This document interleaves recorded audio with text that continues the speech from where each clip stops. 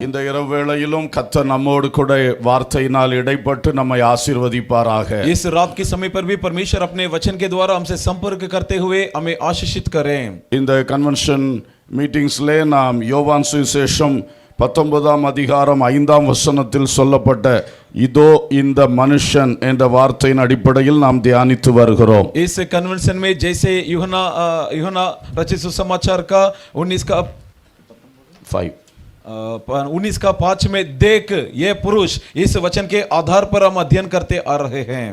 இன்றைக்கும் இதோ இந்த மனுஷன் என்று பிலாத்துவினால் கூறப்பட்ட இயேசு கிறிஸ்துவை குறித்த ஒரு காரியத்தை தியானிக்க இருக்கிறோம். आज भी जो पिलातुस के द्वारा कही हुई शब्द देख ये पुरुष, इस वचन पर हम लगातार अध्ययन करेंगे. நாம் நேற்று இரவு அவர் முள்முடி சூடின இரட்சகர் அல்லது மனுஷகுமாரன் என்பதை குறித்து தியானித்தோம். कल रात हमने इस वचन पर आधारित पर हमने अध्ययन किया कि कांटों का मुकुट पहना हुआ व्यक्ति मनुष्य का पुत्र. எப்படி இயேசு கிறிஸ்து சிலுவையில் நமக்கான ரட்சிப்பை அவர் சம்பாதித்தார் என்பதை குறித்து விரிவாக பார்த்தோம். और कल हमने वर्णन रूप से देखा कि किस तरह क्रूस पर प्रभु यीशु मसीह हमारे लिए उद्धार कमाया. அவர் சிலுவையில் அடைந்த சுமார் 15 பாடுகளை வசனங்களிலிருந்து நாம் தியானித்தோம். लगभग एक 15 दुख जिसे उसने क्रूस पर उठाया उसके बारे में वचन के आधार पर हमने देखा. இன்று பகல் வேளையிலே சுருள் முடி உடைய நேசர் என்று தியானித்தோம். आज हमने उसके बारे में देखा, अध्ययन किया कि कैसा घुंघरू बाल रखने वाले या गोल बाल रखने वाला व्यक्ति. உன்னத பாட்டு 5ஆம் அதிகாரத்தில் இருந்து அந்த சுலமித்தி சாலமோனை குறித்து சொல்வதை வைத்து தியானித்தோம். और श्रेष्ठ गीत की 5वां अध्याय में जिस प्रकार सुलेमिती सुलेमान के बारे में वर्णन किए, उस वर्णन के विषय पर हमने देखा. அது ஞானார்த்தமாக நம்முடைய ஆண்டவர் இயேசு கிறிஸ்துவை பற்றி கூறின விஷயங்களை நாம் தியானித்தோம். और हमने ये भी उस आत्मिक रीति में किस प्रकार यीशु का वर्णन किया है उसके बारे में हमने अध्ययन किया. இன்று இரவு आज रात வெளிப்படுத்தல் 19ஆம் அதிகாரம் 12ஆம் வசனத்தில் பார்க்கும் பொழுது, प्रकाशित वाक्य के 19वां अध्याय के 22वें वचन में जब हम पढ़ते हैं, அங்கே சொல்லப்பட்டிருக்கிறது அவருடைய சிரசின் மேல் अनेक கிரீடங்கள் இருந்தன. वहां पर लिखा है उसके सिर में बहुत सारे मुकुट थे. இயேசு கிறிஸ்துவினுடைய தலையின் மேல் अनेक கிரீடங்கள் இருந்தன. यीशु मसीह के सिर पर बहुत सारे मुकुट थे. இங்கே அவரை ஒரு ராஜாதி ராஜாவாக வெளிப்படுத்தி இருக்கிறது. यहाँ पर उसे एक राजाओं का राजा, महान राजा के रूप में प्रस्तुत किया है. அவர் யுத்தங்கள் செய்து ஜெயமெடுக்கும் ராஜாவாக இங்கே காண்பிக்கப்பட்டிருக்கிறது. उसे युद्ध में जयवंत हुआ एक राजा के तुलना में घोषित किया है. குறிப்பாக இயேசு கிறிஸ்துவினுடைய இரண்டாம் வருகை, பகிரங்க வருகை குறித்து இங்கே விளக்கம் சொல்லப்பட்டிருக்கிறது. खास तौर पे प्रभु यीशु मसीह के दूसरे आगमन अर्थात स्पष्ट आगमन के बारे में यहाँ पर उल्लेख किया है. எனவே இங்கே பன்முடி சூடிய ராஜாதி ராஜா என்ற தலைப்பிலே இன்றைக்கு இயேசுவை குறித்து தியானிக்க இருக்கிறோம். इसलिए आज यीशु के बारे में हम जो अध्ययन करने वाले, हमारा विषय का नाम है जो नाना प्रकार के मुकुट पाने वाले राजाओं का राजा. பன்முடிகள், பல கிரீடங்கள் சூடியிருந்த இயேசு, विभिन्न मुकुट पहन रखने वाले यीशु.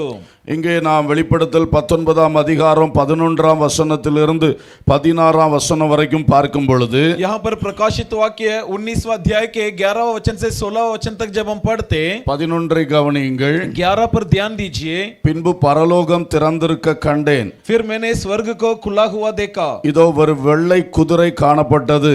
देख एक सफेद घोड़ा है, அதின் மேல் ஏறி இருந்தவர் உண்மையும் சத்தியமும் உள்ளவர் என்னப்பட்டவர். और उस पर एक सवार था जो विश्वास योग्य और सत्य कहलाता है. அவர் நீதியாய் நியாயம் தீர்த்து யுத்தம் பண்ணுகிறார். वह धर्म के साथ न्याय और युद्ध करता है. அல்லேலூயா. हालेलुया.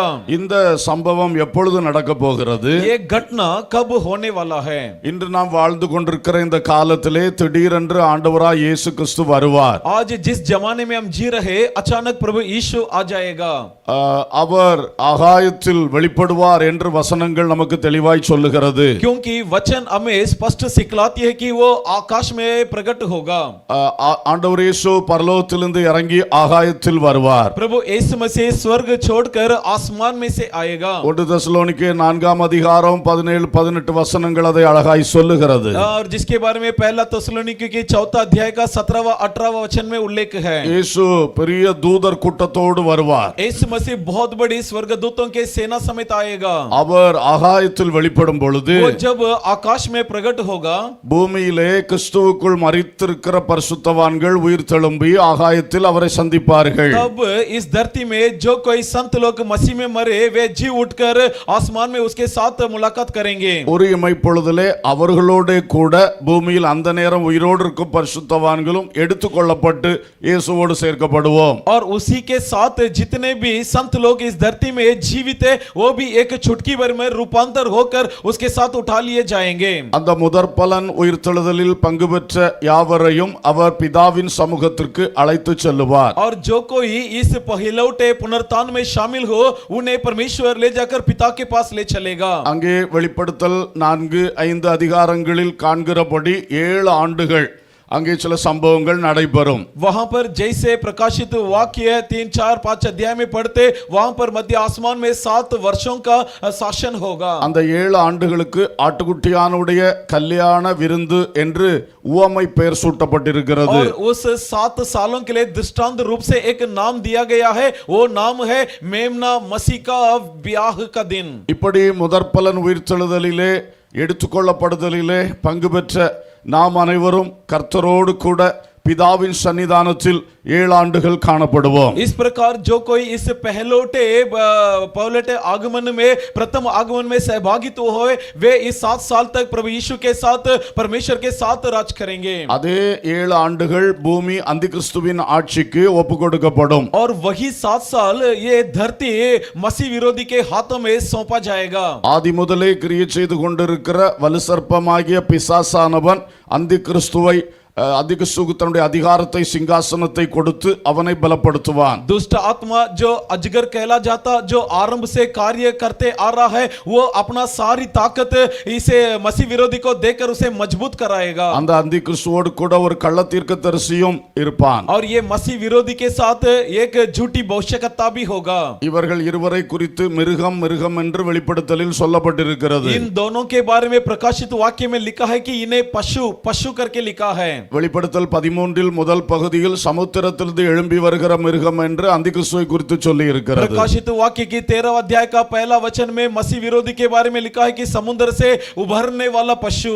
அதே அதிகாரத்தில் பிந்தின பகுதியிலே பூமியிலிருந்து எழும்பி வருகிற ஒரு மிருகம் என்று கள்ளத்தீர்க்கதரிசியை குறித்து சொல்லி और இருக்கிறது. उसी अध्याय के पिछले भागों में एक पशु के बारे में लिखा है जो धरती से उभर कर आएगा. இந்த வலுசர்ப்பமும் இந்த அந்திகிறிஸ்துவும் இந்த கள்ளத்தீர்க்கதரிசியும் சேர்ந்துதான் 7 ஆண்டுகள் பூமியிலே கிரியை நடப்பித்துக் கொண்டிருப்பார்கள். और ये अजगर और ये जो नकली भविष्यवक्ता और ये जो मसीह विरोधी तीनों मिलकर ये 7 साल धरती पर राज करेंगे. அவருடைய 7 வருட ஆட்சியில் என்னென்ன நடக்கும் என்பது வெளிப்படுத்தின விசேஷத்தில் திட்டமாய் எழுதி தரப்பட்டிருக்கிறது. इनके 7 साल के उस राज्य में क्या क्या इस धरती पर होगा ये सब प्रकाशित वाक्य में स्पष्ट है.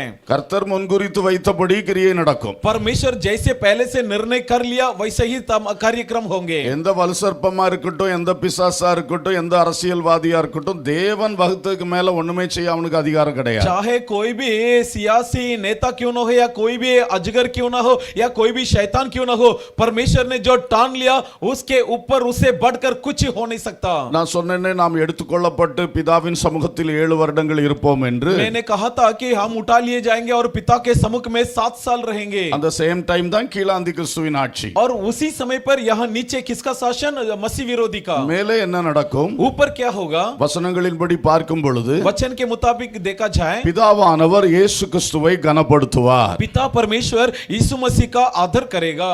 இயேசு கிறிஸ்து பிதாவானவருடைய கையிலிருந்து முத்திரிக்கப்பட்ட ஒரு புத்தகத்தை வாங்குவார். और यीशु मसीह पिता के हाथ से मोहर लगाई हुई एक किताब को लेगा. அதை ஒருவராலும் ஹேண்டில் பண்ண முடியாது அப்படிப்பட்ட ஆச்சரியமான ஒரு புத்தகம். और ये ऐसा एक अजीब किताब है जिसे कोई समझ नहीं सकते जिसे कोई भी जिसे संचालित नहीं कर सकते. அதை கையில் பெறுவதற்கும் அதில் உள்ள முத்திரைகளை 7 முத்திரைகளை உடைப்பதற்கும் ஆட்டுக்குட்டியானவர் மட்டுமே அதிகாரம் பெற்றிருக்கிறார். जिस किताब को हाथों में लेने और उस किताब में लगी हुई मोहर को तोड़ने का अधिकार केवल और केवल मेमना प्रभु यीशु पाया है. அப்போ இயேசு கிறிஸ்துவிடத்தில் அந்த புத்தகம் கொடுக்கப்படும். तब ये किताब प्रभु यीशु के हाथों में दी जाएगी. அவர் ஒவ்வொரு முத்திரையாக உடைக்க ஆரம்பிப்பார். तब वो एक एक मोहर को तोड़ने लगेगा. जाएगा। முதலாம் முத்திரை உடைக்கப்படும் போது என்ன நடக்கும், இரண்டாவது மூணாவது அப்படி ஏழாம் முத்திரை வரைக்கும் என்ன நடக்கும்னு பைபிள்ல எழுதி தந்திருக்கிறது. पहला मुहर टूटते समय, द्वितीय मुहर टूटते समय, तीसरा मुहर टूटते समय, इस प्रकार सातों मुहर टूटते समय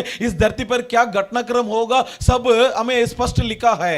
அப்புறம் கடைசி முத்திரை உடைக்கப்படும் பொழுது 7 தூதர்கள் வந்து 7 எக்காளங்களை ஊத ஆரம்பிப்பார்கள். जब सातवां मोहर खुलेगा तब 7 स्वर्गदूत आकर नरसिंगे फूकेंगे। ஒவ்வொரு தூதனும் எக்காளம் ஊதும் பொழுது பூமியில என்ன நடக்கும்னு அதுவும் இங்க எழுதி और தந்திருக்கிறது. प्रत्येक स्वर्गदूत जब नरसिंगे फूकने पर इस धरती पर क्या घटनाक्रम होगा उसके बारे में उल्लेख है। ஏழாம் தூதன் எக்காளம் ஊதும் பொழுது பரலோகத்தில் இருக்கிற ஆலயத்தின் வாசல் திறக்கப்படும். और जब सातवां स्वर्गदूत नरसिंगा फूकेगा तब स्वर्ग के प्रवेश द्वार खुल जाएगा। அங்கு பரலோகத்தின் பலிபீடத்தின் அக்கினியால் நிரப்பப்பட்ட கோப கலசங்கள் 7 கோப கலசங்கள் தூதர்களுக்கு கொடுக்கப்படும். वहां स्वर्ग के प्रकोप से भरे हुए 7 कटोरा उंडेला जाएगा। அதை ஒவ்வொன்றாய் ஊற்றுவார்கள். उनमें से एक एक करके उंडेलेगा। அந்த கடைசி 7வது கோப கலசம் ஊற்றப்படும் பொழுது இந்த 7 வருட ஆட்சி முடியும். जब 7वां प्रकोप से भरा कटोरा उंडेला जाएगा तब यहाँ की 7 वर्ष की शासन भी समाप्त होगी। இந்த 7 முத்திரைகள் 7 எக்காளங்கள் 7 கோபகலசங்கள் ஊற்றப்படுகிறது ஒவ்வொன்றுக்கும் என்ன நடக்கும்னு அந்த வெளிப்படுத்தல ரொம்ப டீடைலா எழுதி तो தந்திருக்கிறார். देखिए प्रकाशित वाक्य में स्पष्ट लिखा है कि 7 हर एक 7 चीजों के बारे में स्पष्टीकरण किया है। சோ அதுதான் அந்த 7 வருடங்கள் பூமியில நடக்கும். और यही है 7 वर्ष इस धरती पर होगा। ஆரம்பத்துல அந்தி கிறிஸ்துவுக்கு பலன் சேர்க்கிற கிரியைகள் நடக்கும். और शुरू में मसीह विरोधी का ताकत बढ़ाने का कार्यक्रम घटेंगे। கடைசியில அந்தி கிறிஸ்துவோட சிங்காசனத்தின் மேலேயே அக்கினி அந்த கோபகலசம் ஊற்றப்படும். आखिरकार वो प्रकोप का कटोरा मसीह विरोधी के कुर्सी पर उंडेला जाएगा। சோ அவனுடைய ரைஸ் அண்ட் ஃபால் ஒரு 7 இயர்ஸ் தான். इसलिए उसका उत्पन्न होना और उसका गिरना एक 7 सालों में खत्म हो जाएगा। அது 7 ஆண்டுகளுக்குள் பயங்கரமான காரியங்கள் நடக்கும். और 7 सालों के अंदर बहुत ही भयावह चीजें होंगे। குறிப்பாக முதல்ல நான் சொன்னேனே இயேசு ஆகாயத்தில் வருவார் அப்பொழுது எடுத்துக்கொள்ளப்படுவோம் என்று. खास तौर पे मैंने जैसे पहले बताया कि प्रभु सबसे पहले आसमान से आएगा और हम उठा लिए जाएंगे। அல்ல எடுத்துக்கொள்ளப்படாமல் கைவிடப்பட்டவர்களை அந்தி கிறிஸ்து கொடூரமாக உபத்திரவம் பண்ணுவான். और जो लोग उसके आगमन में उठाने लिए जाए बल्कि जो त्याग दिए जाए उनके साथ कठोर बर्ताव मसीह विरोधी करेगा। 7 ஆண்டுகளில் முதல் பகுதியில் யூதர்களுக்கு अनुकूलமாய் இருப்பான், இரண்டாவது பகுதியில் யூதர்களுக்கும் சத்ருவாய் மாறுவான். और 7 वर्षों की पहली हिस्सा में वो यहूदियों के अनुकूल रहेगा, उनकी सहायन रहेगा, लेकिन बाद में उनका कट्टर विरोधी बनेगा। கடைசியில் அவனோடு ஒரு 10 ராஜாக்கள் சேர்ந்து கொள்வார்கள். आखिरकार उसके साथ एक 10 राजा लोग मिल जाएंगे அவர்கள் தங்களுடைய அதிகாரத்தை அவனுக்கு கொடுப்பார்கள். और वे लोग भी अपने सारा अधिकार इन्हें दे देंगे। இப்படி எல்லாம் சேர்த்து விட்டு இயேசுவை எதிர்ப்பதற்காக அவன் ஒரு பெரிய யுத்தத்துக்கு ஆயத்தமாவான். इस प्रकार सब लोग मिलकर यीशु का सामना करने के लिए एक युद्ध की घोषणा देंगे। அந்த யுத்தம் எருசலேமுக்கு பக்கத்தில் இருக்கிற அர்மகதோன் என்கிற இடத்தில் நடைபெறும் என்று சொல்லப்பட்டிருக்கிறது. और लिखा हुआ है वो युद्ध अर्मगेदोन जो यरूशलेम के बगल में है वहां पर होने वाला है। சோ அந்த யுத்தம் அதுதான் அந்த அந்திகிறிஸ்து ஆட்சியுடைய கடைசி காரியம். और ये जो युद्ध है मसीह विरोधी के जमाने की आखिरी विषय। அந்த சமயத்தில் उस दौरान இயேசு பரலோகத்திலிருந்து பூமிக்கு வருவார். यीशु स्वर्ग से धरती पर आएगा நம்மையும் கூட சேர்த்து அழைத்து கொண்டு வருவார். और हमें भी अपने संग ले आएगा। சோ அந்த 7 ஆண்டுகள் நாம் பரலோகத்தில் இருப்போம். तो 7 साल हम स्वर्ग में रहेंगे। அங்கே ஆட்டுக்குட்டியானுடைய கல்யாண விருந்துங்க சம்பவங்கள் நடக்கும். वहां मेमना मसीह का ब्याह का कार्यक्रम होगा। முதலாவது இயேசுவை பிதாவானவர் கனம் பண்ணி அந்த முத்திரிக்கப்பட்ட புத்தகத்தை கொடுப்பார். सबसे पहले यीशु मसीह का आदर करते हुए मोहर लगाई हुई किताब को यीशु के पास देगा। அடுத்தது இயேசு கிறிஸ்து நம்ம ஒவ்வொருவரையும் பெயர் சொல்லி அழைத்து பிதாவுக்கு முன்பாக தூதர்களுக்கு முன்பாக நம்மை பற்றி நல்ல அறிக்கை செய்வார். और उसके बाद प्रभु यीशु मसीह हम में से प्रत्येक का नाम लेकर पिता के सामने बुलाकर स्वर्गदूतों के सामने बुलाकर हमारे विषय पर गवाही देगा। இயேசுவே சொல்லி இருக்கிறார், பூமியிலே என்னை அறிக்கை பண்ணுகிறவன் எவனோ அவனை பிதாவுக்கு முன்பாக தூதர்களுக்கு முன்பாக நான் அறிக்கை பண்ணுவேன். क्योंकि यीशु मसीह स्वयं कहा है जो कोई इस धरती पर मेरा कबूल करेंगे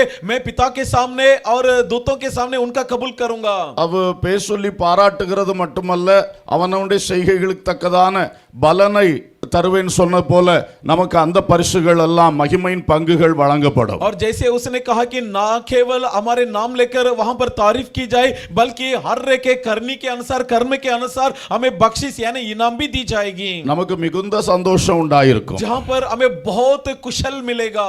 அதுக்கு பிறகுதான் நம்மை அழைத்து கொண்டு பூமிக்கு வருவார். उसके बाद हमें अपने साथ लेकर इस पृथ्वी पर आएगा. இப்ப அந்த இடத்துல தான் நம்ம பிரசங்கம் ஆரம்பமாகிறது. अब यहाँ से हमारा संदेश शुरू हो रहा है அதுதான் இந்த வெளிப்படுத்தல் 19:11 சொல்லப்பட்டது. और उसी के बारे में प्रकाशित वाक्य का 19 का 11 से लिखा है. யோவான் அப்போஸ்தலனுக்கு அந்த காட்சியை ஆண்டவர் காட்டி கொடுக்கிறார். प्रेरित यूहन्ना को परमेश्वर ने इस दृश्य को दिखाया பரலோகம் திறந்திருக்க கண்டேன். कि मैंने स्वर्ग खुला हुआ देखा இதோ ஒரு வெள்ளை குதிரை காணப்பட்டது. और देखो कि एक सफेद घोड़ा है அதன் மேல் ஏறி இருந்தவர் உண்மையும் சத்தியமும் உள்ளவர் எனப்பட்டவர். और जो उस पर सवार है वो विश्वास योग्य और सत्य कहलाता அவர் है. நியாயம் தீர்த்து யுத்தம் பண்ணுகிறார். वह न्याय चुकाकर युद्ध करता है.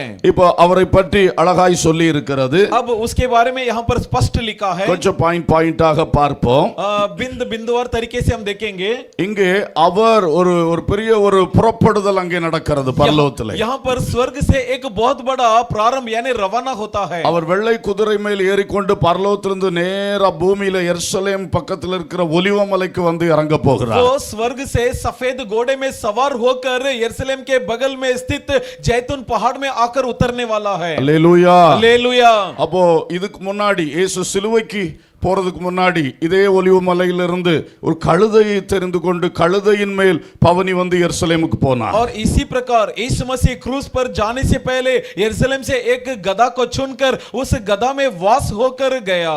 அப்பொழுது இதோ உன் ராஜா சாந்த குணமுள்ளவராய் உன்னண்டை வருகிறார் என்று சீயோன் குமாரத்திக்கு சொல்லப்பட்டது. तब सिय्योन पुत्रियों के लिए कहा गया कि देख तेरा राजा क्या ही नम्र होकर गधे पर सवार है. அந்த வேளையில் அவர் ராஜாதி ராஜாவாய் கழுதையின் மேல் பவனி வந்த பொழுது அவருடைய பிள்ளைகள் சீடர்கள் தான் அவரை மகிமைப்படுத்தி அவரை துதித்தார்கள். उस दरमियान जब वो गधे में सवार होकर आया तब उसकी महिमा करने वाले कौन थे? उसकी प्रजा और उसके चेला उसकी महिमा मंडन करते थे. மற்ற பிரதான ஆசாரியர்கள் மற்றவர்களெல்லாம் எதிர்த்தார்கள். बाकी सब महायाजक सभी लोग उसका विरोध किया. ஆனால் ஆண்டவர் இயேசு அங்கே எருசலேமுக்கு போய் தேவாலயத்தை சுத்திகரித்து அதுக்கு பிறகு அடுத்தடுத்த கட்டங்கள் அந்த பஸ்கா விருந்து அப்புறம் கெத்செமனைக்கு போய் சிலுவைக்கு போனார். लेकिन उसके बाद प्रभु यीशु मसीह यरूशलेम के प्रार्थना भवन में गए और प्रभु भोजन दिया वगैरह वगैरह करके आखिरकार उसे क्रूस पर गया. அப்போ அது ஒரு பவனி, கழுதை மேல் பவனி. तो ये एक यात्रा यानी गधे पर सवार होकर यात्रा, தாழ்மை உள்ளவராய் சாந்தம் உள்ளவராய் यानी नम्र और दीन होकर. ஆனா அதே இயேசு கிறிஸ்து இப்ப சொல்லப்படுகிறது இனி அவர் பூமிக்கு வரும் பொழுது வெண் குதிரையின் மேல் வருகிறார். लेकिन उसी यीशु के बारे में लिखा है अब वो दोबारा जब आएगा सफेद घोड़े में सवार होकर ஒரு आएगा பெரிய யுத்தத்துக்கு ஆயத்தமாய் और வருகிறார். एक बड़ा युद्ध के लिए तैयार होकर आएगा அதற்கு நம்மையும் அழைத்து கொண்டு और வருகிறார். जिसके लिए हमें भी बुलाकर लाएगा. அல்லேலூயா. हालेलुया. அன்றைக்கு அவர் சிலுவை என்கிற ஒரு யுத்தத்துக்காக கழுதையின் மேல் ஏறி பவனி வந்தார். पहले क्रूस में युद्ध लड़ने के लिए वो गधे पर सवार होकर आया. சிலுவை யுத்தத்திலே அவர் தன்னந்தனியாக அந்த பிசாசாகிய வலுசர்ப்பத்தை எதிர்த்தார். और उस लड़ाई के दौरान क्रूस पर वो एकांत अकेले होकर उस अजगर से लड़ाई किया. சிலுவையின் மேல் வெற்றி சிறந்தார் என்று கொலோசியர்ல படிக்கிறோம். कोलोसिया में हम पढ़ते हैं कि क्रूस पर वो जयवंत हुआ. அதான் தீர்க்கதரிசன புத்தகத்தில் சொல்லும் பொழுது நான் ஒருவனாய் ஆலையை மிதித்தேன் என்று சொல்லப்பட்டிருக்கிறது. इसलिए भविष्यवाणी किताब में ऐसा लिखा है कि मैं अकेला रहते हुए मैंने कुंड को रौंद दिया. அவருடைய முதல் யுத்தம் சிலுவை யுத்தம். उसका प्रथम लड़ाई क्रूस की लड़ाई அவர் தனியாக நின்று யுத்தம் பண்ணினார். जिसे वो अकेला होकर किया. தன்னுடைய ரத்தத்தை சிந்தி யுத்தம் பண்ணினார். अपना खून बहाकर लड़ाई किया. தன்னுடைய ஜீவனை கொடுத்து யுத்தம் பண்ணினார். अपना प्राण त्याग कर लड़ा. அந்த யுத்தத்தினாலே பாவம் और முறியடிக்கப்பட்டது. जिस युद्ध के चलते पाप हरा दिया गया. பாவத்தினால் மனுஷர்களுக்கு தீமை செய்கிற பிசாசினுடைய தலை நசுக்கப்பட்டது. और पाप के जरिए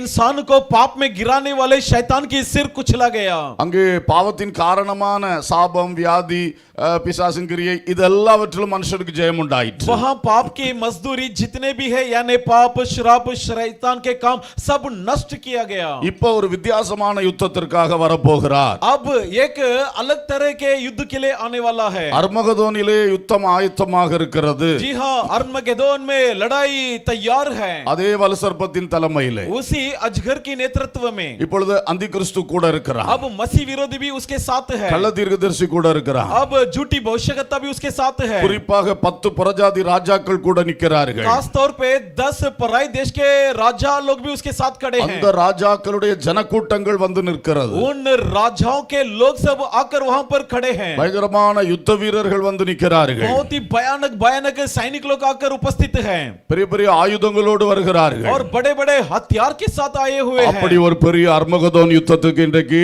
ஆயத்தங்கள் நடந்து கொண்டிருக்கிறது. इस प्रकार एक विशाल अर्मगेदोन युद्ध के लिए दुनिया तैयार हो रही है. ஆனா அதற்கு ஊடாக ஒரு 7 வருட அந்தி கிறிஸ்துவின் ஆட்சியும் இருக்கிறது. लेकिन इनके बीच में एक इन अंतराल में 7 वर्ष की मसीह विरोधी का शासन भी है. அதனுடைய முடிவிலே இந்த அர்மகதோன் யுத்தம். और उस शासक के अंत में ये अर्मगेदोन की युद्ध होने वाला है. இயேசு இப்பொழுது வெள்ளை குதிரையின் மேல் ஏறி கொண்டு வருவார். तो अब यीशु सफेद घोड़े में सवार होकर आएगा. அவரை குறித்து சொல்லப்பட்ட வார்த்தை உண்மையும் சத்தியமும் உள்ளவர். उसके बारे में लिखा है कि जो विश्वास योग्य और सत्य है. நான் விளக்கம் கொடுக்க தேவையில்லை. இயேசு உண்மை உள்ளவர், இயேசு சத்தியம் உள்ளவர். मुझे वर्णन करने की जरूरत नहीं. वाकई में यीशु विश्वास योग्य है और वही सत्य है. அவர் எல்லா காரியத்திலும் உண்மை உள்ளவர். वो हर एक मामले में विश्वास योग्य है. தேவனுடைய வீட்டிலே மோசே வேலைக்காரனாக உண்மை உள்ளவனாய் இருந்தான். और परमेश्वर के भवन में मूसा बतौर कर्मचारी के रूप में विश्वास योग्य था. பிதாவின் வீட்டிலே இயேசு கிறிஸ்து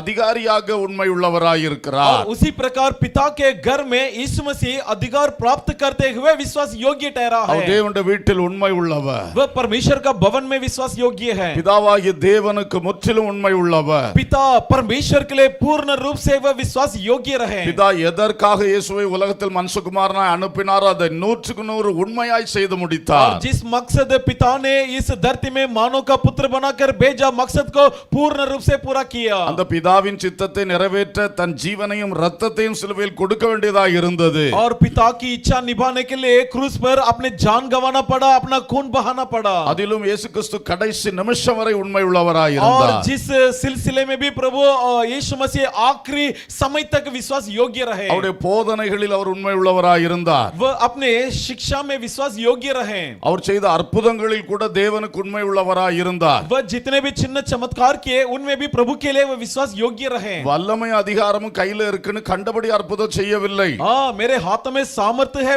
मैं बहादुर हूं इसलिए अपने मनमानी नहीं किया. சொல்ல போனால் அவருடைய தகப்பனாக பூமியில் கொடுக்கப்பட்ட யோசேப்பு கூட மரிச்சார், அவரை உயிரோடு எழுப்பவே இல்லை. यदि और भी कहा जाए जब इस संसार में उसके शारीरिक पिता यूसुफ थे जिनका देहांत हो गया, उन्हें भी इस धरती पर नहीं जिलाया. தேவ சித்தத்தை நிறைவேற்றுவதில் இயேசு உண்மை உள்ளவர். क्योंकि परमेश्वर का इच्छा निभाने का विषय में यीशु विश्वास योग्य रहे. அவர் சொன்னார், பிதாவானவர் செய்ய குமாரன் காண்பது எதுவோ அதையே குமாரன் செய்வார், தன் இஷ்டப்படி செய்ய மாட்டார். उसने कहा जो कुछ पिता करते हुए पुत्र देखेगा उसी को करेगा, सिवाय अपने हिसाब से कुछ नहीं करेगा. இயேசுவை எந்த விஷயத்தில் பார்த்தாலும் உண்மை और உள்ளவர். किसी भी मामले में अब यीशु को देखिए वो विश्वास योग्य रहे. வார்த்தையில் ஒரு தவறு வருகிறதில்லை. हाँ, उसके बयान में एक गलती नहीं निकलती. உள்ளதை உள்ளதென்று பேசினார். जो हकीकत को हकीकत कहते थे. எத்தனை எதிர்ப்பு வந்தாலும் சத்தியத்தை தெளிவாக பேசினார். चाहे कितना भी विरोध क्यों ना आवे, सच्चाई को सच्चाई के रूप में समझाया. அவரை நம்புகிற பிள்ளைகளுக்கும் அவர் 100% உண்மை உள்ளவர். इसलिए जो कोई उन पर भरोसा करते हैं उनके लिए भी प्रभु यीशु मसीह 100% विश्वास योग्य है. இயேசு வார்த்தையில் உண்மை உள்ளவர், வாக்குத்தத்தத்தில் மாறாதவர். यीशु मसीह अपने वचन में विश्वास योग्य है और प्रतिज्ञा में नहीं बदलता है. இந்த பைபிள் வசனத்தை அப்படியே நிறைவேற்றுவார். और बाइबल की सारी वाणियों को जैसे है वैसे पूरा करेगा. அவர் சொன்னார், வானம் பூமி ஒளிந்து போகும், ஆனா இந்த வார்த்தையில ஒரு உறுப்பு கூட ஒளிந்து போகாது. उसने कहा कि आकाश और धरती टल जाएंगे परंतु ये वचन का एक अंश भी नहीं टलेगा. அல்லேலூயா. हालेलुया. அவர் உங்களுக்கு சொன்ன வாக்குத்தத்தத்தை உங்க வாழ்க்கையில கட்டாயம் और நிறைவேற்றுவார். जो भी आपके जीवन में आपसे वायदा किया है वो वायदा को जरूर निभाएगा. வருடங்கள் தாண்டலாம், ஆனால் கர்த்தர் மாற மாட்டார். क्यों न वर्ष बीत जाए परंतु परमेश्वर झुकेगा नहीं. யோசேப்பு சின்ன வயசுல அந்த 11 அரிக்கட்டுகள் இவன் அரிக்கட்டை வணங்கினதாகவும் சூரிய சந்திர நட்சத்திரங்கள் இவனை வணங்கினதாகவும் சொப்பனம் கண்டான். और यूसुफ अपने बचपन में ऐसा सपना देखा कि सूरज उसका दंडवत करते हुए और खेती के जो अंकुर उसकी दंडवत करते हुए देखा. இந்த சொப்பனம் நடந்த பிறகு அவனுக்கு நடக்கக்கூடாத காரியமெல்லாம் வாழ்க்கையில் நடந்தது. लेकिन ये सपना देखने के बाद ऐसी दुर्घटना उसके जीवन में हुई जो नहीं होना चाहिए था. ஆனால் 30ஆம் வயதிலே परंतु जब वो 30 का हुआ அவனுடைய அரிக்கட்டு நிமிர்ந்து நின்றது. तब वाकई में उसके अंकुर यानी उसका जो पौधा सीधा हुई. அவருடைய தகப்பனும் லேயாள் போன்றவர்கள் அவருடைய 11 சகோதரர்கள் எல்லாரும் இவனை வணங்கி நின்றாங்க. तब आखिरकार ऐसा हुआ कि इसके पिता समेत इसका 11 भाइयों ने इसके सामने आकर इसके सामने प्रणाम किए. கர்த்தர் உங்களுக்கு சொன்னதை நிறைவேற்றுவார். परमेश्वर जो वायदा आपसे किया है जरूर पूरा करेगा. கர்த்தர் தந்த தரிசனங்கள் சொப்பனங்கள் நிறைவேற்றப்படும். परमेश्वर के दिए हुए सपना दर्शन जरूर पूरा किए जाएंगे. ஒருவேளை அதை பெற்றுக்கொண்ட சிலர் இன்னும் நடக்கலையேன்னு சோர்வோட இருக்கலாம். शायद पाए हुए कुछ लोग निराश हुए होंगे कि अब तक क्यों नहीं हुआ. ஆனா கர்த்தர் சொன்னது கண்டிப்பா நிறைவேறும். परंतु परमेश्वर अगर वादा किया है तो होना तय है. ஆபகுக்கு 2ஆம் அதிகாரம் 2ஆம் வசனத்துல பார்க்கிறோம். हबक्कुक के दूसरा अध्याय के दूसरा वचन में देखते हैं தரிசனம் குறித்த காலத்துக்கு வைக்கப்பட்டிருக்கிறது. निर्धारित समय के लिए दर्शन रखा हुआ है நிச்சயமாய் அது நிறைவேறும். और जरूर पूरा होगा. அது தாமதித்தாலும் அதற்கு காத்திரு. चाहे देर भी हो जाए प्रतीक्षा करना. கடைசில சொல்ல அது தாமதிப்பதில்லை. आखिर में लिखा है कि वो देर न लगाएगी. அல்லேலூயா. हालेलुया. ஆண்டவர் சொன்ன வாக்குத்தத்தத்தை மறந்துட்டீங்களா? क्या परमेश्वर का दिया हुआ प्रतिज्ञाओं को भूल गए? அதை திரும்ப திரும்ப சொல்லி ஜெபம் பண்ணணும். दोबारा दोबारा उसे दोहरा कर प्रार्थना कीजिए. கர்த்தர் அதை நிறைவேற்றுகிற உண்மையுள்ள தேவன். परमेश्वर वायदा को निभाने के लिए विश्वास योग्य परमेश्वर है. அல்லேலூயா. हालेलुया. அது மட்டும் இல்ல சத்தியம் உள்ளவர். इतना ही नहीं वो सत्य है. அவர் சொன்னா நானே வழியும் நானே சத்தியமும் நானே ஜீவனுமா இருக்கிறேன். क्योंकि उसने कहा मैं हूं मार्ग सत्य और जीवन हूं. அவர் நானே சத்தியம் என்று சொன்னார். जिसने कहा कि मैं हूं सत्य. பிலாத்துக்கு முன்னால சொன்னா நான் சத்தியத்தை குறித்து சாட்சி கொடுக்க வந்தேன் என்று சொன்னார். पिलातुस के सामने कहा कि सत्य का विषय में गवाही देने आया हूं. அப்ப இந்த உலகத்துல நிறைய பொய்யும் மாயையும் நிறைந்து கிடக்கிறது. तो ये संसार झूठ और धोखा से भरा है. கடவுள் கடவுள் சொல்றார்கள் ஆனா பார்த்தா மாயையா இருக்கிறது. कहने के लिए तो ईश्वर ईश्वर कहते लेकिन सब धोखा है. அதை நம்பி நாம போக முடியுமா? क्या इनके भरोसे पर हम जा सकते? அதுக்கே ஒரு நம்பிக்கை இல்லையே. ये तो परमेश्वर के प्रति विश्वास नहीं அந்த है. சரித்திரத்தை படிக்கும்போது அதனுடைய முடிவே பரிதாபமா இருந்தது. जब उनके इतिहास को पढ़ने पर उनके जो अंजाम बहुत ही बुरा था. நிறைய பேருடைய விசுவாசங்கள் இன்றைக்கு ஒரு மாயையின் மேல் கட்டி எழுப்பப்படுகிறது. आज बहुत सारे लोग अपने विश्वास का निर्माण धोखा पर बनाते हैं. ஆனால் நம்முடைய விசுவாசம் இயேசுவாகிய சத்தியத்தில் இயேசு சொன்ன சத்தியத்தில் கட்டி எழுப்பப்படுகிறது. लेकिन हम हमारा विश्वास को यीशु नाम के सत्य पर और यीशु का कहा हुआ सत्य पर निर्माण किए जाए. அல்லேலூயா. हालेलुया. ஒரு சமயம் ஒரு வெள்ளப்பெருக்கம் இருந்ததாம். एक बार एक बाढ़ हुआ. ரெண்டு பேர் தண்ணியில மாட்டிக்கிட்டு கிடக்குறாங்க. जो बाढ़ में दो जन फंस गए. அப்போ அவங்க ஒரு காட்சியை பார்க்கறாங்க. तब उन्होंने ऐसा दृश्य देखा. ஒரு பயங்கரமான பெரிய ஒரு மரம் முறிந்து அப்படி தண்ணியில போகுது. उन्होंने क्या देखा? एक बड़ा झाड़ टूटकर पानी में बहती गई. பயங்கர பெருசா இருக்குது. और मोटा झाड़ था. ஆனா இன்னொரு பக்கம் கொஞ்சம் பேர் மேல நின்னுட்டு ஒரு கயிறை கீழே போடுறாங்க. और दूसरे बाजू में कुछ लोग खड़े होकर ऊपर खड़े होकर कुछ रस्सियां नीचे डाले. இந்த கயிறை பிடிச்சுக்கங்க நாங்க உங்களை காப்பாத்துறோம்னு சொல்றாங்க. और कहते कि भाई इस रस्सी को पकड़ लो हम आपको बचाएंगे. அப்ப ஒருத்தன் சொன்னா तब एक ने कहा டேய் இது என்னடா கயிறு? ये क्या रस्सी है? சின்னதா இருக்கு. छोटा सा रस्सी है. மரம் இவ்வளவு பெருசா இருக்கு. लेकिन ये झाड़ तो मोटा है. இது நம்மை காப்பாற்றும். ये झाड़ हमें बचा लेगा. அவன் சொல்லி அதுக்கு மேல போய் ஏறி உட்கார்ந்துட்டான். ऐसा बोलकर उस झाड़ में जाकर बैठ गया.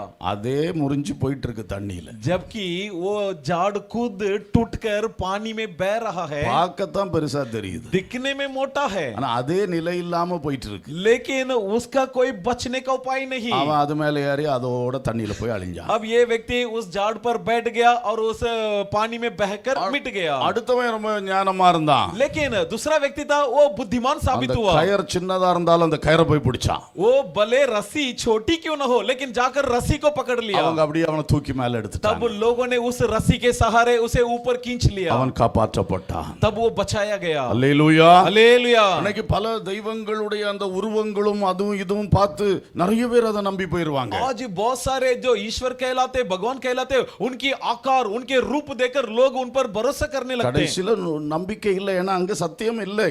आखिर जहां पर कोई आशा की उम्मीद नहीं क्योंकि वो वे सत्य नहीं. ஆனால் கர்த்தர் கர்த்தர் மேல இருந்து இயேசுவை நமக்கு ரட்சிப்பின் கயரா அனுப்பி தந்திருக்கிறார். परंतु परमेश्वर यीशु मसीह को हमारे सहारा बनाकर रस्सी के रूप में भेजा ஆனா है। நிறைய பேருக்கு அவரை பார்த்தா இவர் காப்பாத்துவாரா சொல்லி ரொம்ப சிம்பிளா நினைக்கிறாங்க. लेकिन बहुत लोग यीशु को देखने पर सोचते ये तो बहुत ही हल्का सा है, ये कहां से हमें बचाएगा। ஆனா அந்த இயேசுவை விசுவாசத்தோடு பற்றி கொண்டவர்கள் ரட்சிக்கப்படுவார்கள். लेकिन जो कोई विश्वास के साथ यीशु को लिपट लिए उनका बचाव होना तय है, ஏன்னா அவர் உண்மை உள்ளவர், அவர் சத்தியம் உள்ளவர். क्योंकि वो विश्वास योग्य है और वही सत्य है। அல்லேலூயா. हालेलुया। அந்த வசனத்தின் கடைசியில பார்த்த அவர் நீதியாய் நியாயம் தீர்த்து யுத்தம் பண்ணுகிறார். और इस वचन के आखिरी भाग में हमने पढ़ा वह धर्म के साथ न्याय और युद्ध करता है। அதிலே ஒரு வார்த்தை வருது, அவர் பரலோகத்திலிருந்து புறப்பட்டு வர்றது ஒரு யுத்தத்துக்காக வருகிறார் சொல்லி. और यहाँ पर स्पष्ट लिखा है वो स्वर्ग से इसलिए आएगा युद्ध करने, அதான் அந்த அர்மகதோன் யுத்தம். और यही युद्ध है अर्मगेदोन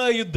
எந்த யுத்தத்தையும் அவர் தாறுமாறா பண்ண மாட்டார். और किसी भी युद्ध को गैर अनुशासन नहीं करता கண்டபடி அடிக்க மாட்டார். और मनमानी रीति से नहीं लड़ता, நீதியாய் நியாயம் தீர்த்து யுத்தம் பண்ணுவார். परंतु धर्म के साथ न्याय के साथ युद्ध करता है। அல்லேலூயா. हालेलुया। இன்றைக்கு உலகத்தில் நிறைய யுத்தங்கள் நடக்கிறது. आज भी देखिए दुनिया में बहुत सारे युद्ध जारी है। சிவிலியன்ஸ் அடிக்க கூடாதுன்னு அவ்வளவு கவனமா யுத்தம் பண்ணாலும் சில சிவிலியன்ஸ் செத்து போறாங்க. देखिए सामान्य नागरिक को मारना नहीं, उन पर हमला नहीं करना है, बावजूद वे भी मर जाते हैं। அவ்வளவு பிரிசைஸா தப்பு செய்தவனை மட்டும் பிடிச்சு அடிக்க முடிகிறது இல்ல. और एकदम बराबर निशाना लगाकर दोषियों को अपराधियों को पकड़कर मिटाना संभव नहीं। இது மனுஷருடைய யுத்தம். ये मनुष्यों की लड़ाई ஆனா है, தேவன் யுத்தம் செய்யும் பொழுது परंतु जब परमेश्वर युद्ध करेगा நீதியாய் நியாயம் தீர்த்து யுத்தம் பண்ணுவார். धर्म के साथ न्याय के साथ युद्ध करेगा। அல்லேலூயா. हालेलुया।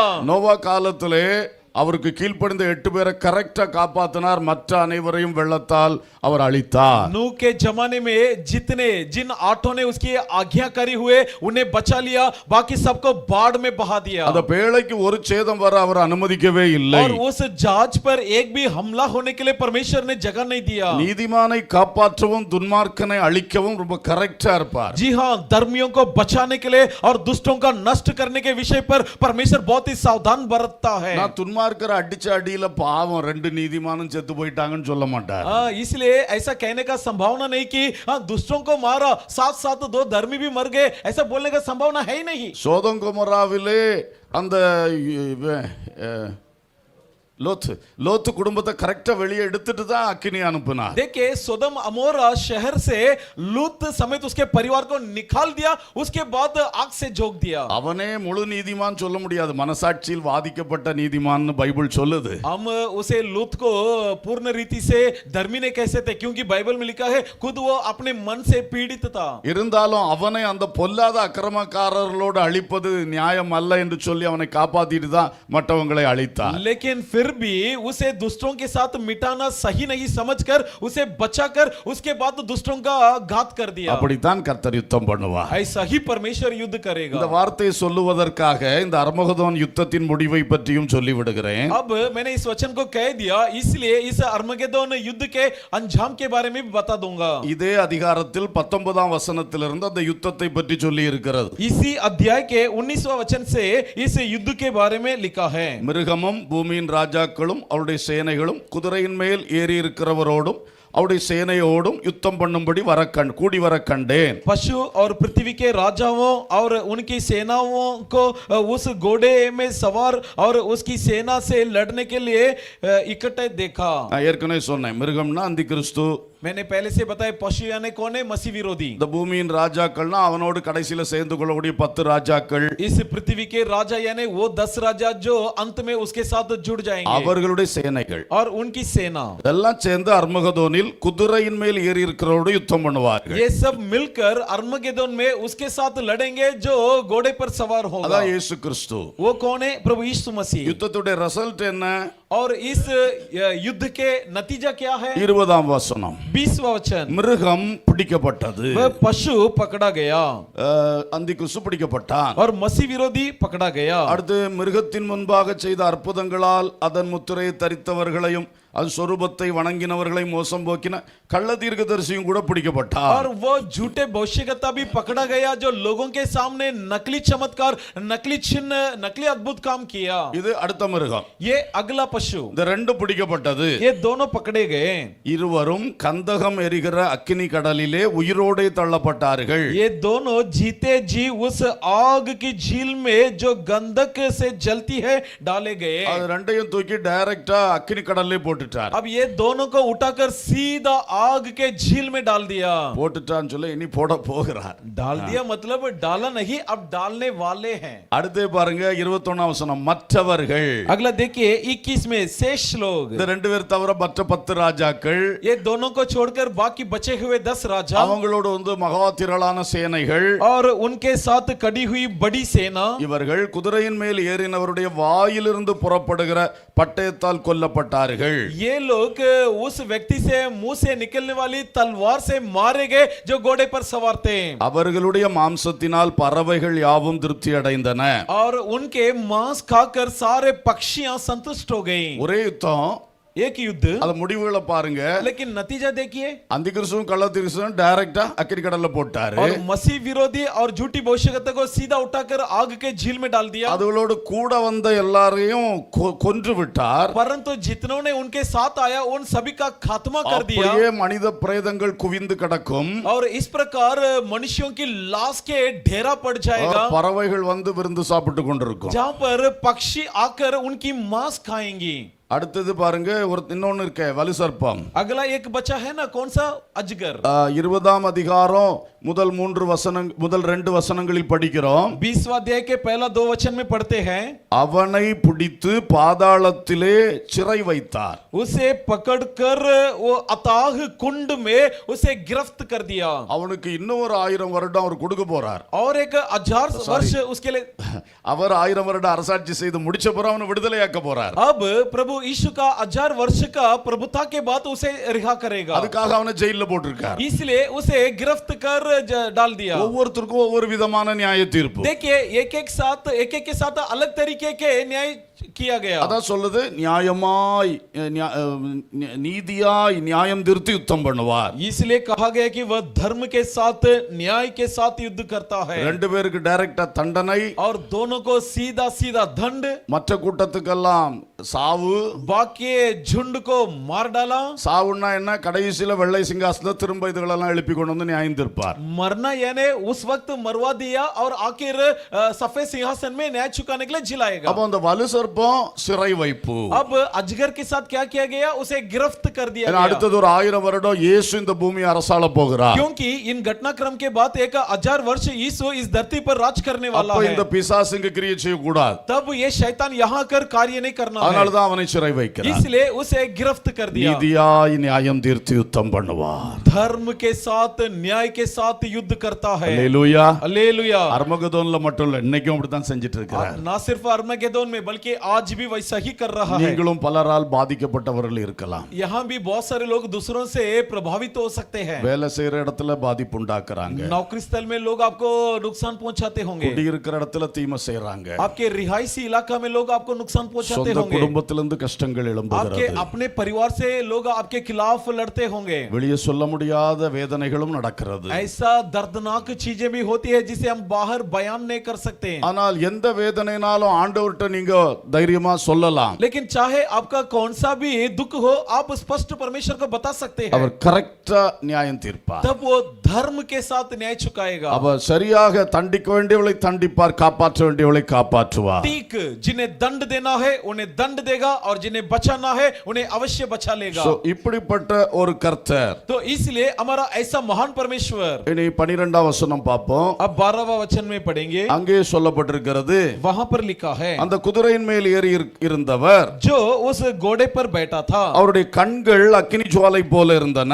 उसकी आंखें आग की ज्वाला ज्वाला है சிரசின் மேல் அல்லது தலையின் மேல் அநேக கிரீடங்கள் இருந்தன. और उसके सिर पर बहुत से राज मुकुट थे. அவருக்கே அன்றி வேறொருவருக்கும் தெரியாத ஒரு நாமமும் எழுதியிருந்தது. उस पर एक नाम लिखा है जिसे उसके बिना और कोई नहीं जानता. அல்லேலூயா. हालेलुया.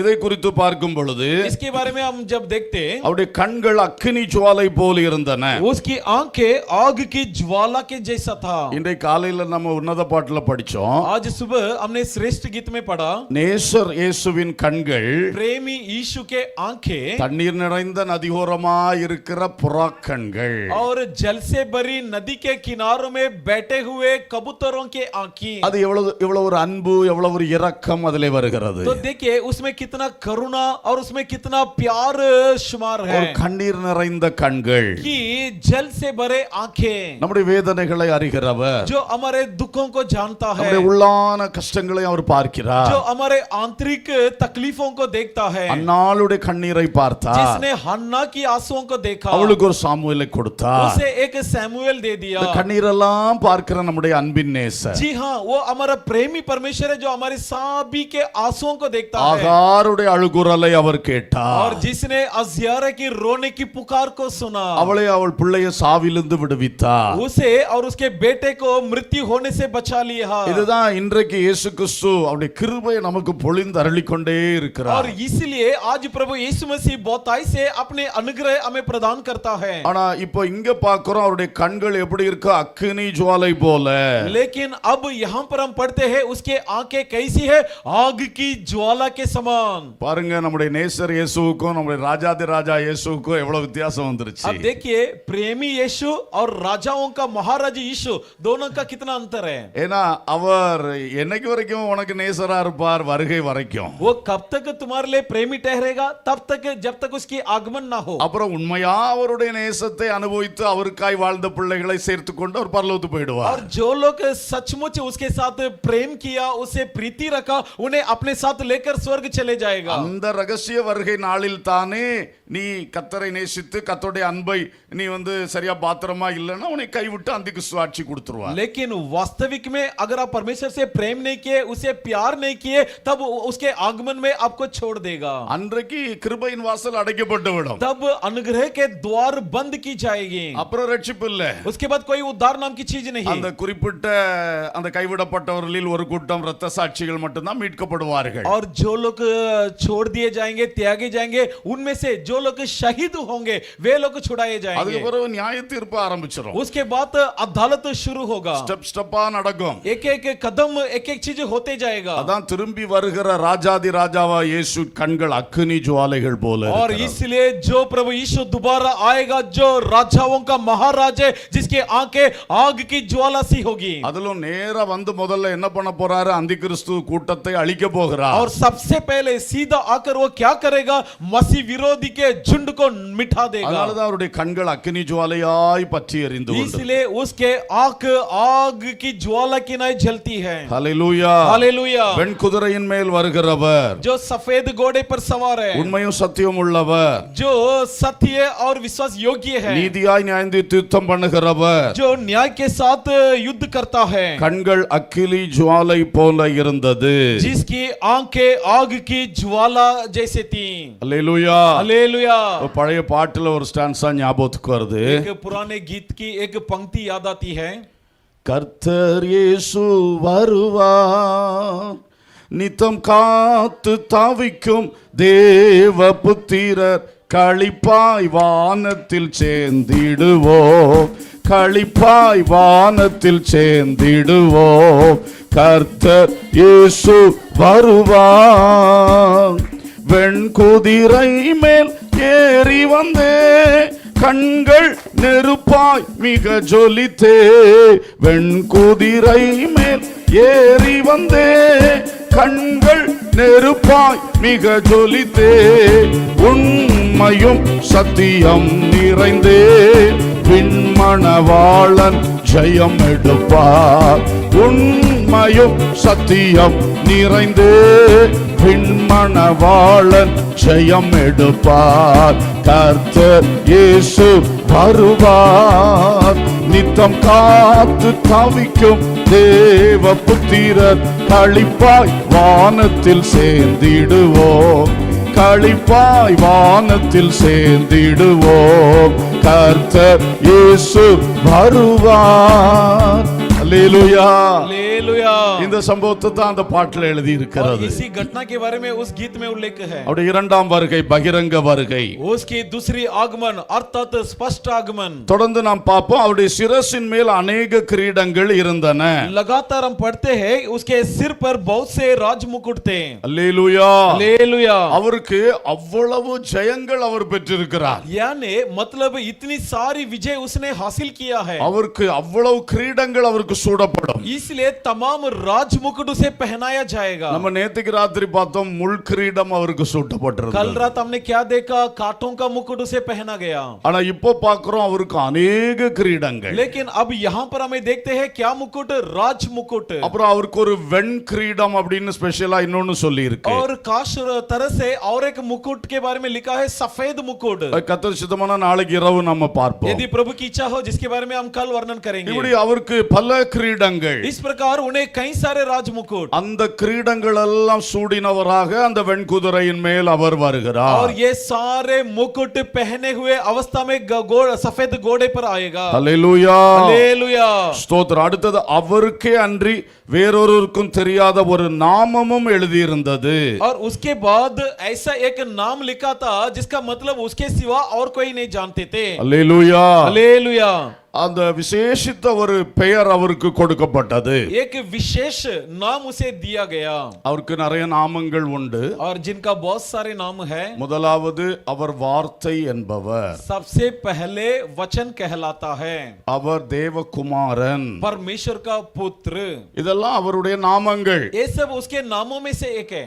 அப்போ வார்த்தையாய் இருந்தவர் கன்னிமரியாளுடைய வயிற்றிலே மாம்சமானார் என்று நாம் படிக்கிறோம். और हम पढ़ते हैं जो वचन था वही कुंवारी मरियम के पेट में देहधारी होकर आया। என்றைக்கு தேவன் இருக்கிறாரோ அன்றைக்கே இயேசுவும் தேவனாக இருக்கிறார். जी हाँ, जब से परमेश्वर है तब से यीशु भी परमेश्वर बनकर थे। பிதா, குமாரன், பரிசுத்த ஆவியானவர், यानी पिता, पुत्र और पवित्र आत्मा, மூவரும் ஆதி முதலே அவள் இருக்கிறார்கள். तीनों आरंभ से लेकर रहते हैं। அவள் ஒருவருக்கொருவர் சமமானவர்கள். वे एक दूसरे के बराबर हैं। ஒன்று ஒரு ஆள் மேல ஒரு ஆள் கீழே என்று இல்லை.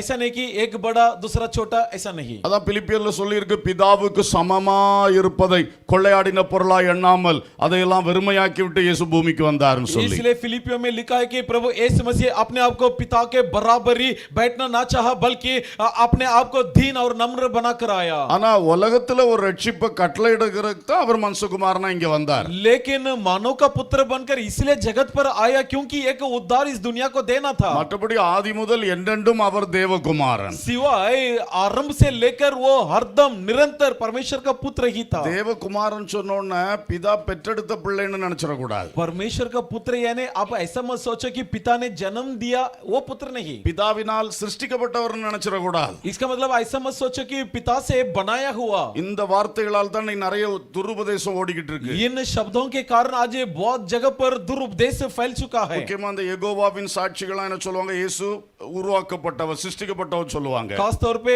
यहोवा विटनेस वाले क्या कहते हैं, यीशु मसीह वो है जिसे बनाया गया। அவர் உருவாக்கப்பட்டவர் அல்ல, பிதா பெற்றெடுத்தவரும் அல்ல. वो ना तो बनाया हुआ है ना तो पिता ने उसे जन्म दिया है। எப்போ பிதா இருக்கிறாரோ அப்பமே இவரும் கூட இருக்கிறார். जब से पिता है तब से ये भी उनके साथी है। ஆவியானவர் கூட இருக்கிறார். आत्मा भी साथी है। இந்த திருத்துவத்தின் ரகசியம் மகா பெரியது. ये त्रिएकता का भेद बहुत ही गहरा है। அல்லேலூயா. हालेलुया। அப்போ குமாரன் என்பது ஒரு காமன் நேம் அல்ல, இவருக்கு ஒரு ஸ்பெசிபிக் நேம். அது तो पुत्र यानी कोई सामान्य नाम नहीं बल्कि इसके लिए दिया हुआ एक विशिष्ट नाम।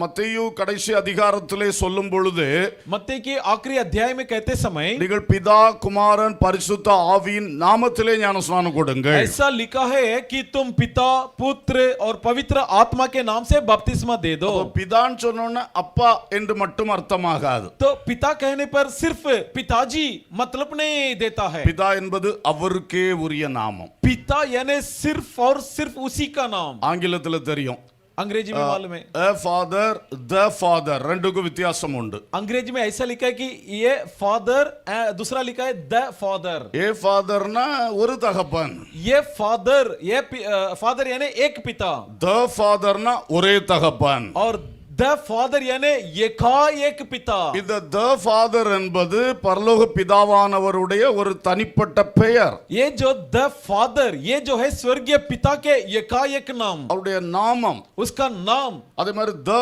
son என்று சொன்னா அது இயேசு கிறிஸ்துவை மட்டுமே குறிக்கக்கூடிய அவருடைய நாமம். उसी प्रकार जब द सन कहते हैं वो सिर्फ और सिर्फ यीशु का नाम को दर्शाता है. எத்தனையோ சன்ஸ் குமாரர்கள் உலகத்துல உண்டு. बहुत सारे सन्स यानी बहुत सारे पुत्र इस दुनिया में है, ஆனா the son என்று சொல்லுவது இயேசு கிறிஸ்துவை மட்டும் குறிக்கிறது. लेकिन जब द सन कहा गया है मतलब सिर्फ यीशु को दर्शाता है. the holy spirit, जब कहा जाता है कि द होली स्पिरिट यानी पवित्र आत्मा, உலகத்துல எத்தனையோ ஆவிகள் உண்டு. दुनिया में बहुत सी आत्माएं हैं, ஆனா the holy spirit என்பது அவருடைய பெயர், அவருடைய நாமம். परंतु जब द होली स्पिरिट कहा जाता है तब स्पष्ट उसका नाम है. இந்த மூன்று நாமத்தை உச்சரித்து ஞானஸ்நானம் கொடுங்கள் என்று இயேசு கட்டளையிட்டிருக்கிறார். और यीशु मसीह ऐसा आज्ञा दिया है कि इन तीनों नामों का इस्तेमाल करके बपतिस्मा देना है. அல்லேலூயா. हालेलुया. பாஸ்டர்ஸ் இங்கே உட்காரலாம் ஃப்ரண்ட்ல. पास्टर्स कृपया यहाँ आगे आकर बैठिए. Praise the Lord. हालेलुया. பாருங்கள், அவ்விதமாக அவருடைய நாமம் வந்து வார்த்தை தேவகுமாரன் என்பது. देखिए इस प्रकार उसका नाम है वचन और परमेश्वर का पुत्र. அதோடு கூட அவர் உலகத்தில் வரும் பொழுது அவருக்கு இயேசு என்ற பெயர் கொடுக்கப்பட்டது. और इसी के साथ जब वो इस दुनिया में आया तब उसके लिए एक और नाम दिया गया जो नाम है यीशु. அவர் தன் ஜனங்களை ரட்சிப்பார். वह अपने प्रजा को उद्धार करेगा. அதனால அவருக்கு ஜீசஸ் என்கிற பெயர். इसलिए उसके लिए क्या नाम दिया गया? यीशु. கிறிஸ்து என்ற ஒரு பெயர் அவருக்கு கொடுக்கப்பட்டது. उसके लिए और एक नाम दिया हुआ है. नाम क्या है? मसीह. அவர் அபிஷேகிக்கப்பட்டவர். अर्थ वह अभिषिक्त है. சர்வலோகத்தின் ரட்சிப்புக்காக பரலோகத்தின் தேவனால் ஒரே ஒருவர் தான் அபிஷேகிக்கப்பட்டார் அல்லது நியமிக்கப்பட்டார். அதுதான் இயேசு கிறிஸ்து. सारे जगत के उद्धार के लिए, बचाव के लिए एक ही व्यक्ति परमेश्वर से नियुक्त है, वो है पुत्र यीशु मसीह. இப்படி அவருக்கு நாமங்கள் இருக்கின்றன. इस प्रकार उसके लिए तमाम नाम है. இங்கே சொல்லப்பட்டிருக்கிறது ஒருவருக்கும் தெரியாத ஒரு விசேஷித்த நாமம். यहाँ पर लिखा है कि ऐसा एक विशिष्ट नाम जो और किसी को नहीं पता. அல்லேலூயா. हालेलुया. அடுத்து சொல்லிருக்கு 13ஆம் வசனத்திலே, अगला लिखा है 13वां वचन में, அவருடைய நாமம் தேவனுடைய வார்த்தை என்பதே. उसका नाम परमेश्वर का वचन है. அல்லேலூயா. हालेलुया. அவருக்கு பூமியில வரும்போது இயேசு கிறிஸ்து என்றெல்லாம் பெயர் இருந்தாலும், और यद्यपि धरती में आते समय उसका नाम यीशु दिया गया और नाम था, ஆதி முதலே அவருடைய நாமம் தேவனுடைய வார்த்தை. लेकिन आदि से लेकर उसका एक नाम था और वो नाम है वचन. அல்லேலூயா. हालेलुया. பிதாவாகிய தேவன், पिता परमेश्वर, வார்த்தையாகிய தேவன், जो वचन नाम के परमेश्वर, ஆவியானவராகிய தேவன். आत्मा नामक परमेश्वर. அப்போ இந்த தேவனுடைய வார்த்தை என்பது அவருக்கு ஆதி முதலே உள்ள பெயர். तो ये जो परमेश्वर, ये जो वचन है जो आदि से दिया हुआ नाम है, அதைத்தான் இங்க விசேஷமாய் சொல்லி இருக்கிறது. जिसके बारे में यहाँ पर विशेष रूप से लिखा है. இயேசு கிறிஸ்து இந்த பூமியில் மனுஷனாய் வந்த சரித்திரம் தான் இன்னைக்கு நிறைய பேருக்கு தெரியும். आज बहुत सारे लोग यीशु का यही इतिहास जानते हैं जैसे कि वो इस दुनिया में मानव बनकर आया. ஆனா அவர் ஆதி முதலே அவர் இருக்கிறார். लेकिन वो आरंभ से लेकर उपस्थित है. அது ஒரு சில வேத பகுதிகளில் அழகாக காட்டப்பட்டிருக்கின்றன. और इसके प्रति कुछ वचनों में स्पष्ट लिखा है. யோவான் சுவிசேஷம் 1ஆம் அதிகாரம் பார்க்கும்போது यूहन्ना रचित सुसमाचार की पहला अध्याय में जब हम देखते हैं, அந்த முதல் வசனங்களை பாருங்கள். पहला वचन में देखिए, ஆதியிலே வார்த்தை இருந்தது. आदि में वचन था. அப்ப அந்த வார்த்தை என்று சொல்ல இயேசு கிறிஸ்துவை குறித்த வார்த்தை. तो ये जो वचन यानी यीशु मसीह को दर्शाता அவருடைய है. நாமம். उसका नाम. ஆதியிலே வார்த்தை இருந்தது. आदि में वचन था. அந்த வார்த்தை தேவனிடத்தில் இருந்தது. और ये वचन परमेश्वर के पास था. அந்த வார்த்தை தேவனாய் இருந்தது. और यही वचन परमेश्वर था.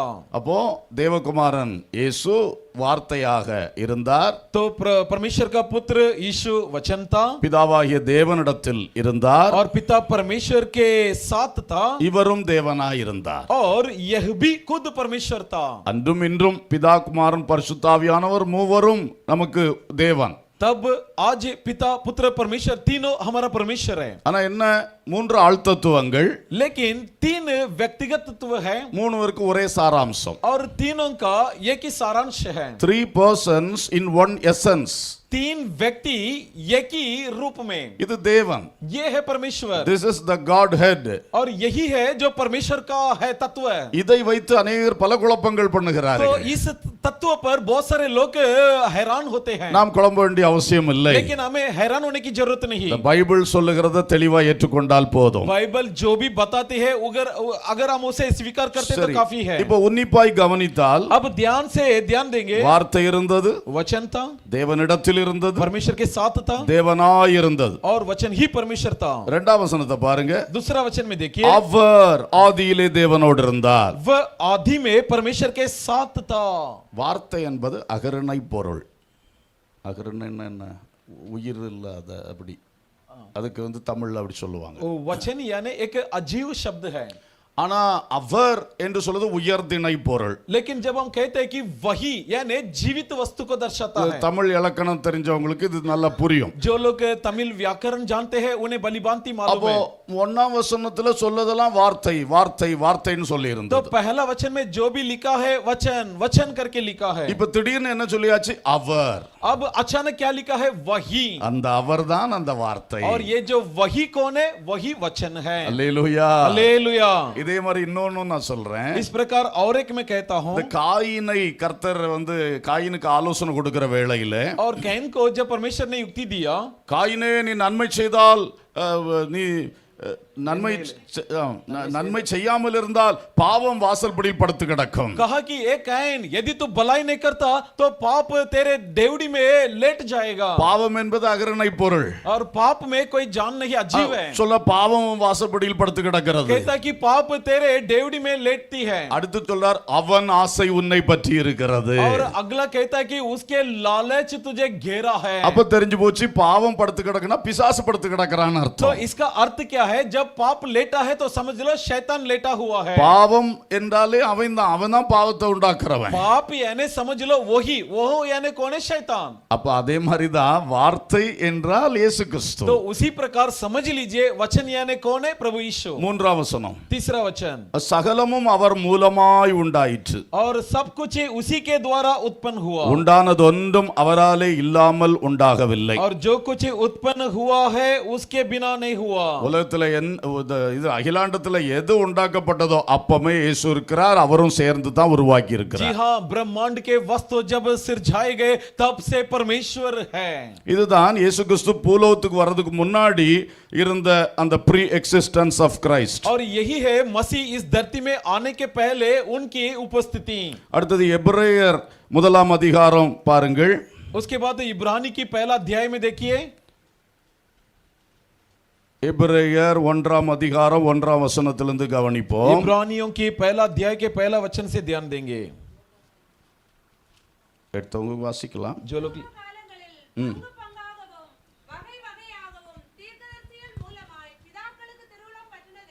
ம். இந்த கடைசி நாட்களில் इन अंतिम दिनों में குமாரன் மூலம் நமக்கு திருவுளம் பற்றினார். पुत्र के द्वारा हमें प्रकट किया।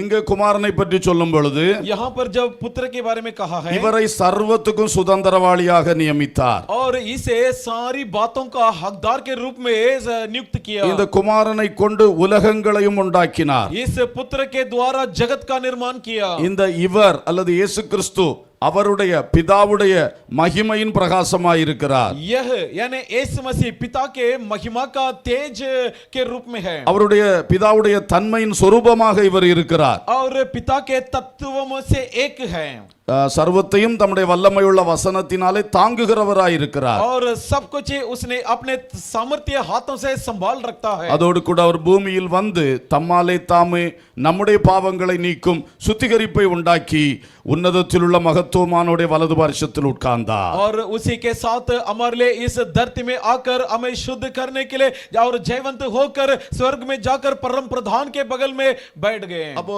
இதெல்லாம் நம்ம பார்க்கும் பொழுது இயேசு உலகத்தில் உலகத்துக்கு வர்றதுக்கு முன்னாடி எப்படி இருந்தார், யாராக இருந்தார், அழகா तो சொல்லப்பட்டிருக்கு. इस आधार पर जब हम देखा जाए तो यीशु इस दुनिया में आने के पहले वो कौन था, कैसे था, ये सारी बातें स्पष्ट है। அவர் உலகத்துக்கு வந்த பொழுது वो जब दुनिया में आया என்னை கண்டவன் பிதாவை கண்டான் என்று சொன்னார். उसने कहा जो कोई मुझे देखा मानो पिता को देख लिया। உடனே சிலர் சொல்லுது குமாரன் தான் பிதா, பிதா தான் குமாரன்றவர். इसलिए कुछ लोग क्या कहते हैं, पिता ही पुत्र है और पुत्र ही पिता है। அது தப்பான உபதேசம். ये एक गलत संदेश है। இந்த வசனத்துல அதுக்கு விளக்கம் இருக்குது. इस वचन में इसका स्पष्टीकरण है। இவர் பிதாவுடைய மகிமையின் பிரகாசம். ये पिता के महिमा का तेज। Jesus is the perfect image of the Father. और यीशु जो है पिता के एक संपूर्ण रूप है, प्रतिरूप है। அல்லேலூயா. हालेलुया। ஏன்னா அவர் மூவரும் ஒன்றாய் இருக்கிறார்கள். क्योंकि तीनों एक सा है। அப்ப இவர் அவரை வெளிப்படுத்துறார். अब ये जो है उसे प्रकट करता है। அல்லேலூயா. हालेलुया। எக்ஸ்பிரஸ் இமேஜ்னா என்ன, ஒரு போட்டோ காப்பி மாதிரி. और प्रतिरूप यानी क्या है, एक तस्वीर के समान है। சில வேளை நம்ம போட்டோஸ் எல்லாம் பார்க்கிறோம். हम जो कई बार तस्वीर देखते हैं, மகனை பார்த்தா அப்பா மாதிரியே தெரியும். जैसे बेटा को देखा तो लगता है कि ये तो पिता जैसा दिखता है। நிறைய பிள்ளைகளை பார்த்தா बहुत सारे बच्चों को देखने पर ஒரு 50 வயசு தாண்டியாச்சுன்னா जैसे एक 50 साल से अधिक हो जाते हैं, பார்த்தோன்னா அவங்க அப்பாவை அப்படியே வரைஞ்சு வச்சிருக்க மாதிரி தான் இருக்கும். तब बेटा को देखते ही तुरंत हमें याद आता है कि जैसे उसके पिता के तस्वीर देखते हैं। அப்படித்தான் பிதாவானவரை இயேசு வெளிப்படுத்துகிறார். वैसा ही प्रभु यीशु मसीह पिता के प्रतिरूप में है। அதனால இத வச்சிட்டு அவங்க ரெண்டு பேரும் ஒரே ஆளுன்னு சொல்லிர கூடாது. इसलिए इस आधार पर दोनों एक ही व्यक्ति करके कोई ना कहे। அடுத்தது அவருடைய தன்மையின் சொரூபம் அப்படி சொல்லி இருக்கு. और अगला लिखा है कि उसके आकार के प्रतिरूप, பிதாவுடைய சுபாவங்கள் என்ன, यानी पिता की सारी स्वभाव அதெல்லாம் அப்படியே குமாரனுக்குள்ள இருக்கிறது. वो वैसे के तैसे पुत्र में समाया है। அவருடைய தன்மைகள், उसकी गुण, அந்த தன்மைகளின் சொரூபம் அப்படின்னு சொல்லி இருக்கு. और लिखा है कि ये सारे गुण का प्रतिरूप, இது ஒரு விளக்கத்துக்காக சொல்லி இருக்கிறது. ये एक स्पष्टीकरण के लिए लिखा है। ஒருவருக்கு ஒரு சிலை வடித்து வைத்தால், अगर मान लो किसी के लिए एक मूर्ति घड़ दिया, அப்படியே அவருடைய சாயல் ரூபம் அதுல தெரியும். तो उनके रूप, उनके प्रतिरूप उसमें दिखता है। அது ஒரு அர்த்தத்துக்காக அப்படி சொல்லி இருக்கிறது. ये समझने के लिए ऐसा लिखा है। அதே மாதிரி இயேசு கிறிஸ்துவோடு பழகினால், இயேசு கிறிஸ்துவை பார்த்தால் அப்படி பிதாவானுடைய சகல தன்மை அவருக்குள்ள इसी இருக்கும். प्रकार अगर आप यीशु मसीह के साथ मेल रखते, मिलाप रखते, तब पिता के स्वभाव यीशु में दिखेगा। இந்த இயேசு ஆதி முதலே தம்முடைய வார்த்தையினால், வசனத்தினால் சகலத்தையும் தாங்கி கொண்டிருக்கிறார். ये यीशु आदि से लेकर वचन से, शब्द के द्वारा सब कुछ संभाल रहा है। சூரியனா இருக்கட்டும், சந்திரனா இருக்கட்டும், கோளங்களா இருக்கட்டும், நட்சத்திரங்களா இருக்கட்டும், எல்லாவற்றையும் அவர்தான் தாங்கி கொண்டிருக்கிறார். सूरज हो, चांद हो, ग्रह हो या तारा हो, क्यों ना सब कुछ हो, सबको वही संभाल रहा है। சோ இதே போல கொலோசியர்லும் ஒரு பேசேஜ் இது மாதிரி கொடுக்கப்பட்டிருக்கிறது. इस प्रकार कोलोसियों में भी इस प्रकार की एक वाक्य लिखा है। டைம் நமக்கு அனுமதிக்காது, நான் இதை நிறுத்தி விடுகிறேன். और समय हमारे पास नहीं, इसलिए मैं इसी के साथ समाप्त करता அப்போ हूँ। இயேசு கிறிஸ்து தேவனுடைய வார்த்தை என்கிற நாமம் உடையவர். तो यीशु मसीह का एक नाम है और वो नाम है यीशु मसीह का वचन। அவர் ஒரு 33 ஆண்டுகள் உலகத்தில் வந்தார். இயேசு கிறிஸ்துவாக இந்த மனுக்குலத்தின் ரட்சிப்புக்காக மனுஷகுமாரனாய் வந்தார். और प्रभु यीशु मसीह इस जगत में आकर 33.5 साल मानव जाति के उद्धार के लिए रहे। அதே வேளையில் அவருக்கு என்றென்றைக்கும் உள்ள நாமம் தேவனுடைய வார்த்தை என்பது.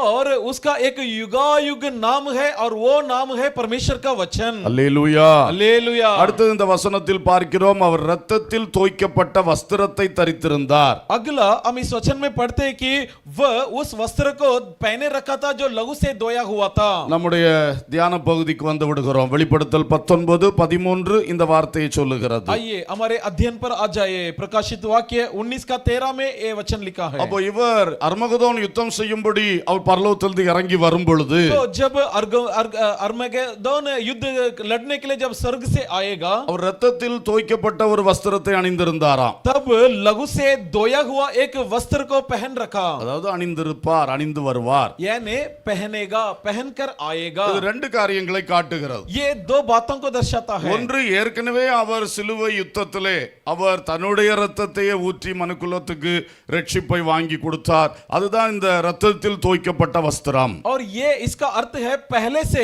वो कलवारी क्रूस पर अपने लहू बहाकर मानव जाति को उद्धार दे दिया. यही है जो वस्त्र धोया हुआ को दर्शाता है. அல்லேலூயா. हालेलुया. அப்ப அந்த சிலுவையிலே அவர் ரத்தம் சிந்தி மரித்ததனால தான் இப்போ அவர் பரலோகத்திலிருந்து இறங்கி வரும்போது அவரோடு கூட அந்த எடுத்துக்கொள்ளப்பட்ட பரிசுத்தவான்களும் கூட வருவோம். इसलिए क्रूस पर उसने क्योंकि लहू बहाकर मरा, इसलिए जब इस वक्त स्वर्ग से आएगा तब उसके साथ छुड़ाए हुए भी आएंगे. அந்த கூட்டம் எல்லாம் இயேசு சிலுவையில் ரத்தம் சிந்தினால் மீட்கப்பட்ட கூட்டம். और ये वो झुंड है जो प्रभु यीशु क्रूस पर लहू बहाने के द्वारा छुटकारा हासिल किया है. அந்த கூட்டத்தை 7 ஆண்டுகள் ஆட்டுக்குட்டியாண்டு கல்யாண விருந்து என்று சொல்லி பரலோகத்திலே வைத்திருந்தார். और जिस झुंड को 7 वर्ष आसमान में मेमने की ब्याह में रखा था, அடுத்தது பூமிக்கு அழைத்து வருவார். अगला वहां से धरती में उन्हें लाएगा. அப்பொழுது அந்திகிறிஸ்துவோடு யுத்தம் பண்ணி மேற்கொண்டு விட்டு இந்த உலகத்தில் 1000 வருடம் அரசாட்சி செய்வார். तब मसीह विरोधी के साथ लड़कर जीत हासिल कर 1000 साल हुकूमत करेगा. அந்த ஆட்சியிலே பரிசுத்தவான்களுடைய பாளையம் எருசலேமில் இருக்கும் என்று வசனம் சொல்லுகிறது. और वचन में लिखा है कि उस शासन काल में संतों के छावनी यरूशलेम में होगा. அல்லேலூயா. हालेलुया. இந்தியாவிலே ஒரு பிரதமர் முடிசூடப்பட்டு விட்டார் என்றால் அவருக்குரியவர்கள் எல்லாம் டெல்லியிலே மந்திரிகளாக அவரோடு இருப்பார்கள். अगर भारत में कोई प्रधानमंत्री राजगद्दी में आ जाते तो उसके साथ कौन बैठेंगे? उसके मंत्रिमंडल में शामिल लोग बैठेंगे. அது மாதிரி இயேசு கிறிஸ்து பூமியை 1000 வருடம் அரசாட்சி செய்யும் பொழுது பரிசுத்தவான்களாகிய எடுத்துக்கொள்ளப்பட்ட தேவ பிள்ளைகளாகிய நாம தான் எருசலேமில் அவரோடு கூட இருப்போம். उसी प्रकार जब 1000 साल हुकूमत के लिए यीशु मसीह जगत पर आएगा तब हम वही लोग उसके साथ आकर राज करेंगे जो उसके साथ उठा लिए गए हैं. அதற்காக நம்மை பரலோகத்திலிருந்து கீழே அழைத்து வருவார். इसलिए खास हमें स्वर्ग से नीचे लाएगा. இதுக்கெல்லாம் அடிப்படை அந்த ரத்தம், இயேசு சிந்தின ரத்தம். और इन सब का आधार क्या है? लहू, यीशु का बहाया हुआ लहू. அதனால யோவானுக்கு அப்படி ரத்தத்தில் தோய்க்கப்பட்ட வஸ்திரத்தை உடுத்தி இருந்தார் என்று காண்பிக்கப்பட்டிருக்கலாம். इसलिए यूहन्ना को ऐसा दृश्य दिखाया होगा कि लहू से छिड़का हुआ वस्त्र पहनते हुए. அடுத்தது அவர் எதற்கு வருகிறார்? अगला वो क्यों आता है? அர்மகதோனில் யுத்தம் செய்யும்படி. अर्मगेदोन युद्ध के लिए आता है. அங்க ஒரு பெரிய ரத்தம் சிந்துதல் நடக்க போகிறது. वहां बहुत बड़ा खून बहावा होगा. சத்துருக்களை பழிவாங்க வருகிறார். कि शत्रुओं के साथ बदला लेने के लिए आएगा. அங்க எதிர்த்து வருகிற அத்தனை பேர் அவருடைய வாயின் பட்டயத்தால் கொல்லப்படுவார்கள். वहां जितने भी लोग इसकी सामना करने आएंगे इसके मुंह से निकलती तलवार छलकर मरेंगे. வாயின் பட்டயம்னா என்ன? मुंह का तलवार यानी क्या है? வார்த்தை. वचन. அல்லேலூயா. हालेलुया. அவர் எப்போ வார்த்தையை தான் பயன்படுத்துவார். वो हरदम वचन का इस्तेमाल करता है. வாயில பட்டயத்தை கவிட்டு வர மாட்டார். ऐसा नहीं कि उसके जुबान में तलवार होगा, ऐसा मत सोचो. அது இந்த உலகத்துல நிறைய படங்கள் அப்படி இருக்கும். और ये दुनिया में ऐसे बहुत सारे तस्वीर हमें देखने को मिलता है. 7 கை 10 காலு, जिसका 7 हाथ 10 टांग கையில பயங்கரமான ஆயுதங்கள். और हाथों में तेजमय तलवार. இயேசுக்கு அப்படி ஒண்ணு கிடையாது. यीशु के पास ऐसा कुछ भी नहीं. வார்த்தை தான் வாயின் பட்டயம். जी हाँ, उसका वचन ही उसके मुंह के तलवार. அல்லேலூயா. हालेलुया.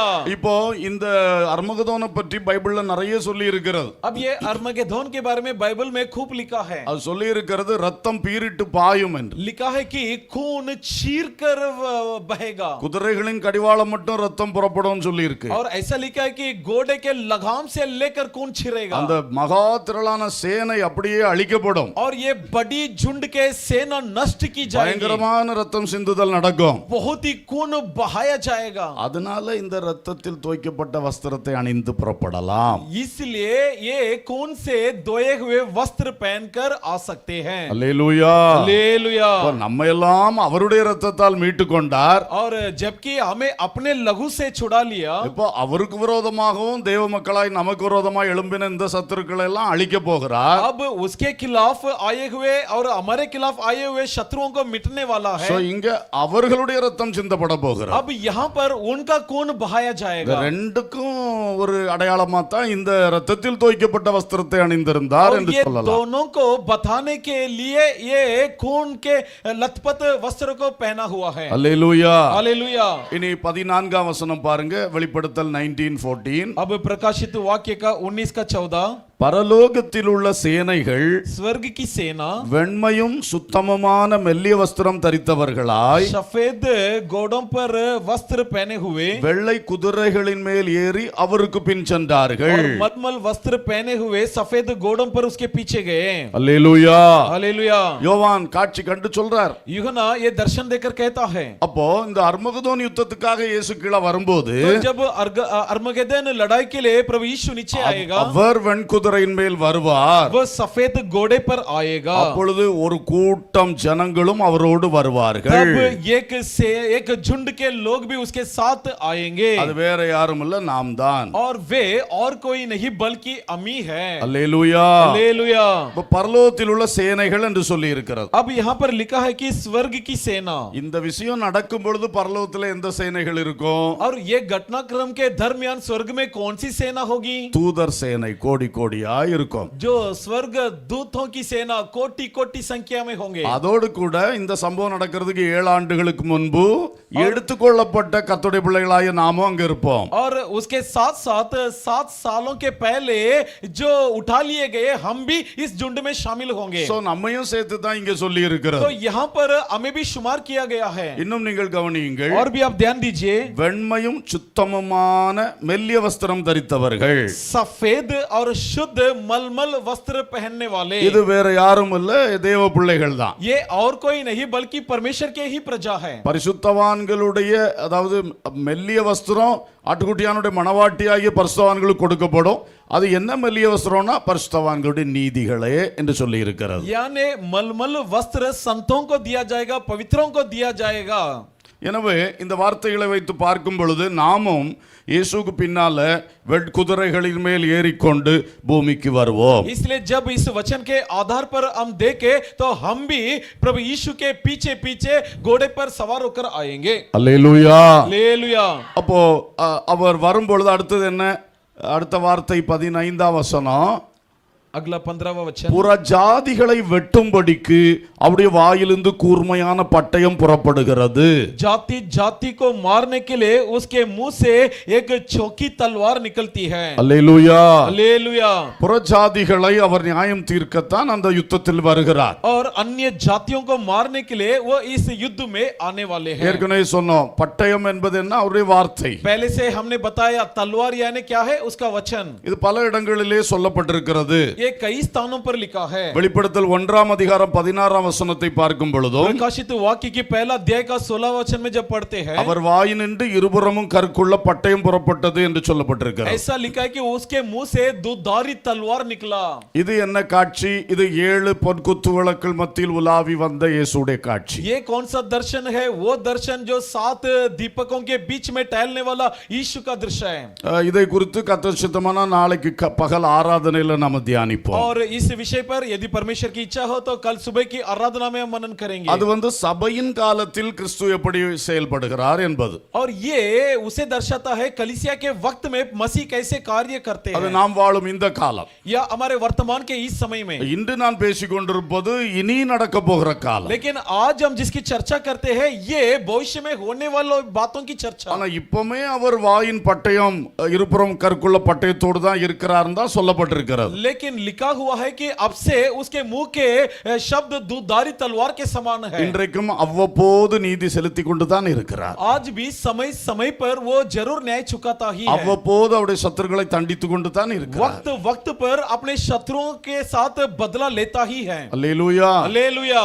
இந்த சபை காலத்திலும் சரி, அதுக்கு முந்தின பழைய ஏற்பாட்டு காலத்திலும் சரி, कलीसिया के वर्तमान की समय में क्यों ना हो या पुराने नियम के समय पर क्यों ना हो, தன்னுடைய ஜனம் தன்னை விட்டு விலகி நிற்கும் பொழுது அவளை சீர்படுத்துவதற்கு ஏதோ ஒரு சத்துரு கையில ஒப்பு கொடுக்கிறார். अपनी प्रजा जब परमेश्वर से जुदा होती है तब उन्हें सुधारने के लिए उनके शत्रु के हवाले में करता है। அந்த ஒரு பொல்லாத ராஜா அவை தன் ஆண்டவர் ஜனங்களை ரொம்ப துன்புறுத்துவார். तब कोई दुष्ट राजा आकर परमेश्वर के प्रजा पर अत्याचार करता है। அப்ப இந்த ஜனங்கள் மனம் திரும்பி தேவனே என்று கூப்பிடுவார். तब लोग मन मन फिरते हुए परमेश्वर की ओर दुहाई देते हैं, அப்ப தேவனுடைய இரக்கம் தம்முடைய பிள்ளைகள் மேல் வரும். तब परमेश्वर की दया अपनी प्रजा पर हासिल होती है। உடனே ஒரு பெரிய ஒரு ரட்சிப்பை கட்டளையிடும். तुरंत परमेश्वर वहां बहुत बड़ा बचाव करता है அப்புறம் அவ்வளவு நாளும் தன்னுடைய பிள்ளைகளை துன்புறுத்தினவனை தண்டிப்பார். और उसके बाद उतना दिन जिन्होंने उसकी प्रजा पर अत्याचार किया उन पर दंड लाता है। அல்லேலூயா. हालेलुया। பார்வோன் 430 வருஷம் துன்புறுத்தினான். फिरौन 430 साल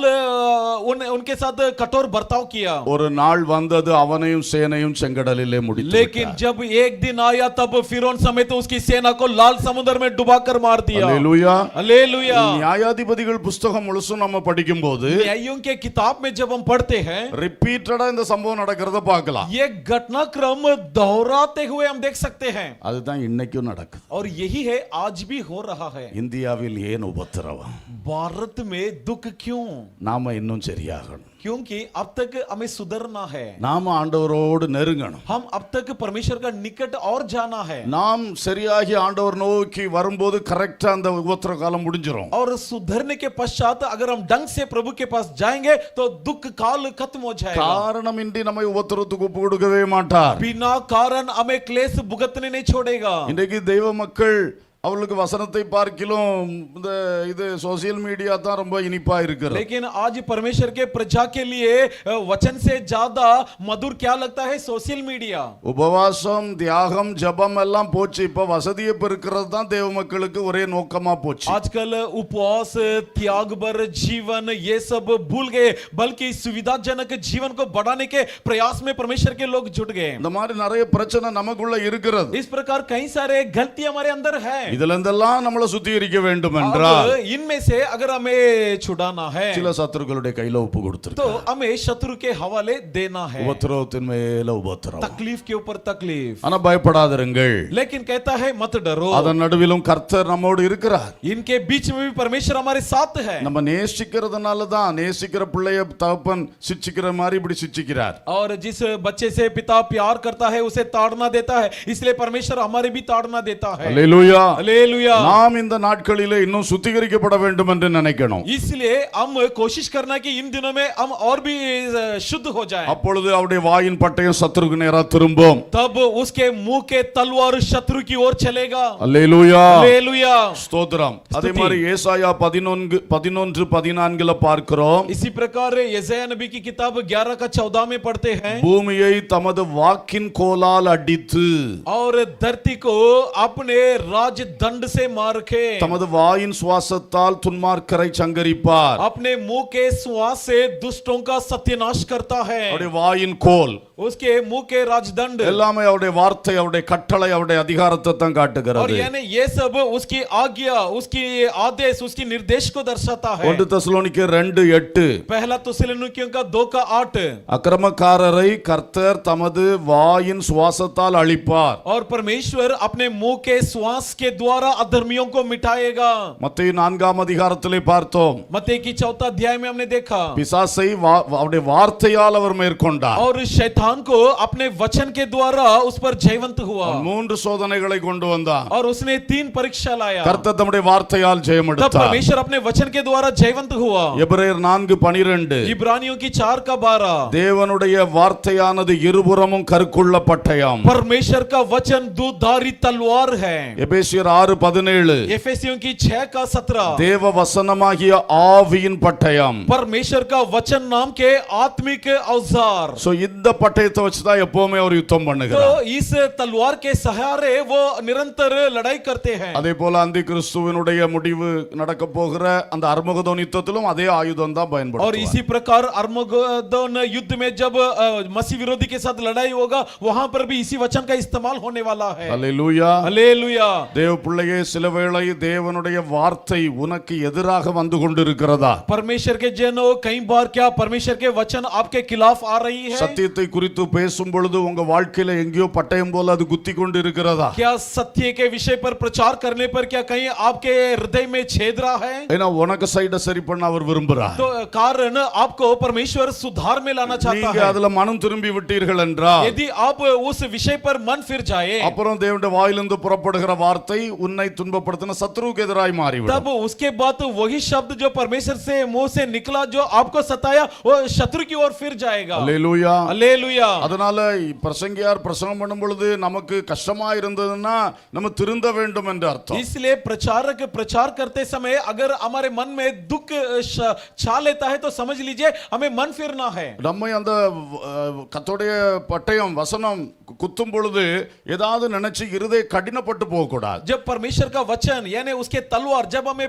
भेदने पर हम दुखी होकर पीछे न हटना है. ஓ இவங்களுக்கு இதே தான் வேலை, हम ये नहीं सोचना कि इनका काम यही இப்படி தான் है. பேசிக்கிட்டே இருப்பாங்க. ये बारंबार ऐसा ही कहते हैं. பெந்தேகோஸ்து பாஸ்டர்மாருக்கு இதான் ये வேலை. पेंतेकोस्ते पासवानों का काम यही है. இப்படி நினைச்சு மனக்கடினமா போனா உங்களுக்கு தான் தீமை. ऐसा सोचकर मन को कठोर कर लोगे तो हानि तुम्हें भुगतना है. அல்லேலூயா. हालेलुया. நாம அந்த குத்தப்படும் பொழுது இதயத்தை திறந்து ஆண்டவரே மன்னியும் சொல்லி ஆண்டவரிடத்துல வர வேண்டும். जब हम भेदे जाएंगे तब हे परमेश्वर क्षमा कर बोलकर उसके चरणों में आना ஏன்னா है. அது இருபுறமும் கருக்குள்ள பட்டயம் அல்லவா. क्योंकि ये जो तलवार दोनों बाजू से तेजदारी है. நம்ம சொல்றவனுக்கும் அந்த வார்த்தை உண்டு, கேட்கறவங்களுக்கும் அந்த வார்த்தை உண்டு. ये जो दार सुनाने वाले के ओर भी है और सुनने वाले के ओर भी है. அது மாதிரி நம்ம சைடையும் அது சிலவேளை கிளியர் பண்ணும், அடுத்தது சத்ரு சைடுல அது தண்டனை கொடுக்கும். और कई बार हमें भी मरम्मत करती है और दूसरे तरफ शत्रुओं को भी दंड देता है. கர்த்தருடைய வாயிலிருந்து புறப்படுகிற வார்த்தைகளை மதியுங்கள். इसलिए परमेश्वर के मुंह से निकलने वाले वचन पर वचन का आदर करिए. எழுதப்பட்டு தரப்பட்ட வேதவசன வார்த்தைகளை மதியுங்கள். जो शास्त्र के वचन जो लिख कर दिया हुआ इसका सम्मान करिए. அவருக்கு நாமமே வார்த்தை. और उसका नाम है वचन. இந்த வார்த்தையின் அடிப்படையில் தான் எல்லாமே அவர் செய்வார். इस वचन के आधार पर वो सब कुछ करेगा. The written word of God is the source of our faith. जो लिखी हुई वचन हमारे विश्वास का सोता है. நம்ம எதை விசுவாசிக்கிறோம், அந்த வசனத்துல எழுதப்பட்டிருக்கிறத ஸ்ட்ராங்கா விசுவாசிக்கணும். हम किस पर विश्वास करते हैं? जो कुछ वचन में लिखा है हम वचन को मजबूती से विश्वास करते हैं. சும்மா யாரோ சொப்பனம் கண்டேன் தரிசனம் கண்டேன்னு சொல்றதெல்லாம் நமக்கு விசுவாசத்துக்கு ஆதாரமா எடுத்துற கூடாது. और जबकि कोई कहते हैं मैंने सपना देखा मैंने दर्शन देखा, उन चीजों को हमारे लिए न्यू न बनाएं. இன்னைக்கு கிறிஸ்தவத்துல ஒரு கூட்டம் அப்படி போயிட்டு இருக்கு. आज ही मसीहत में एक झुंड इस पर चले गए. யோவான் அப்போஸ்தலனோட விட மேலான பரலோக காட்சி சிலர் பார்த்துக்கிட்டு और இருக்காங்க. कुछ लोग ने प्रेरित यूहन्ना से बढ़कर ज्यादा स्वर्गीय दर्शन पाते हैं. ஆனா அவன் சொல்றதுல நிறைய விஷயம் வேதவசனத்துக்கு முரண்பாடாக இருக்கிறது. लेकिन वे लोग जो बताते हैं वो बातों में से बहुत सी बातें शास्त्र के वचन के खिलाफ है. அதெல்லாம் கள்ள தரிசனம், கள்ள தீர்க்க தரிசனம். जिसे हम कहते हैं झूठी भविष्यवाणी झूठी दर्शन. இந்த வசனம் தான் நமக்கு அஸ்திபாரம். ये वचन ही हमारा नींव है.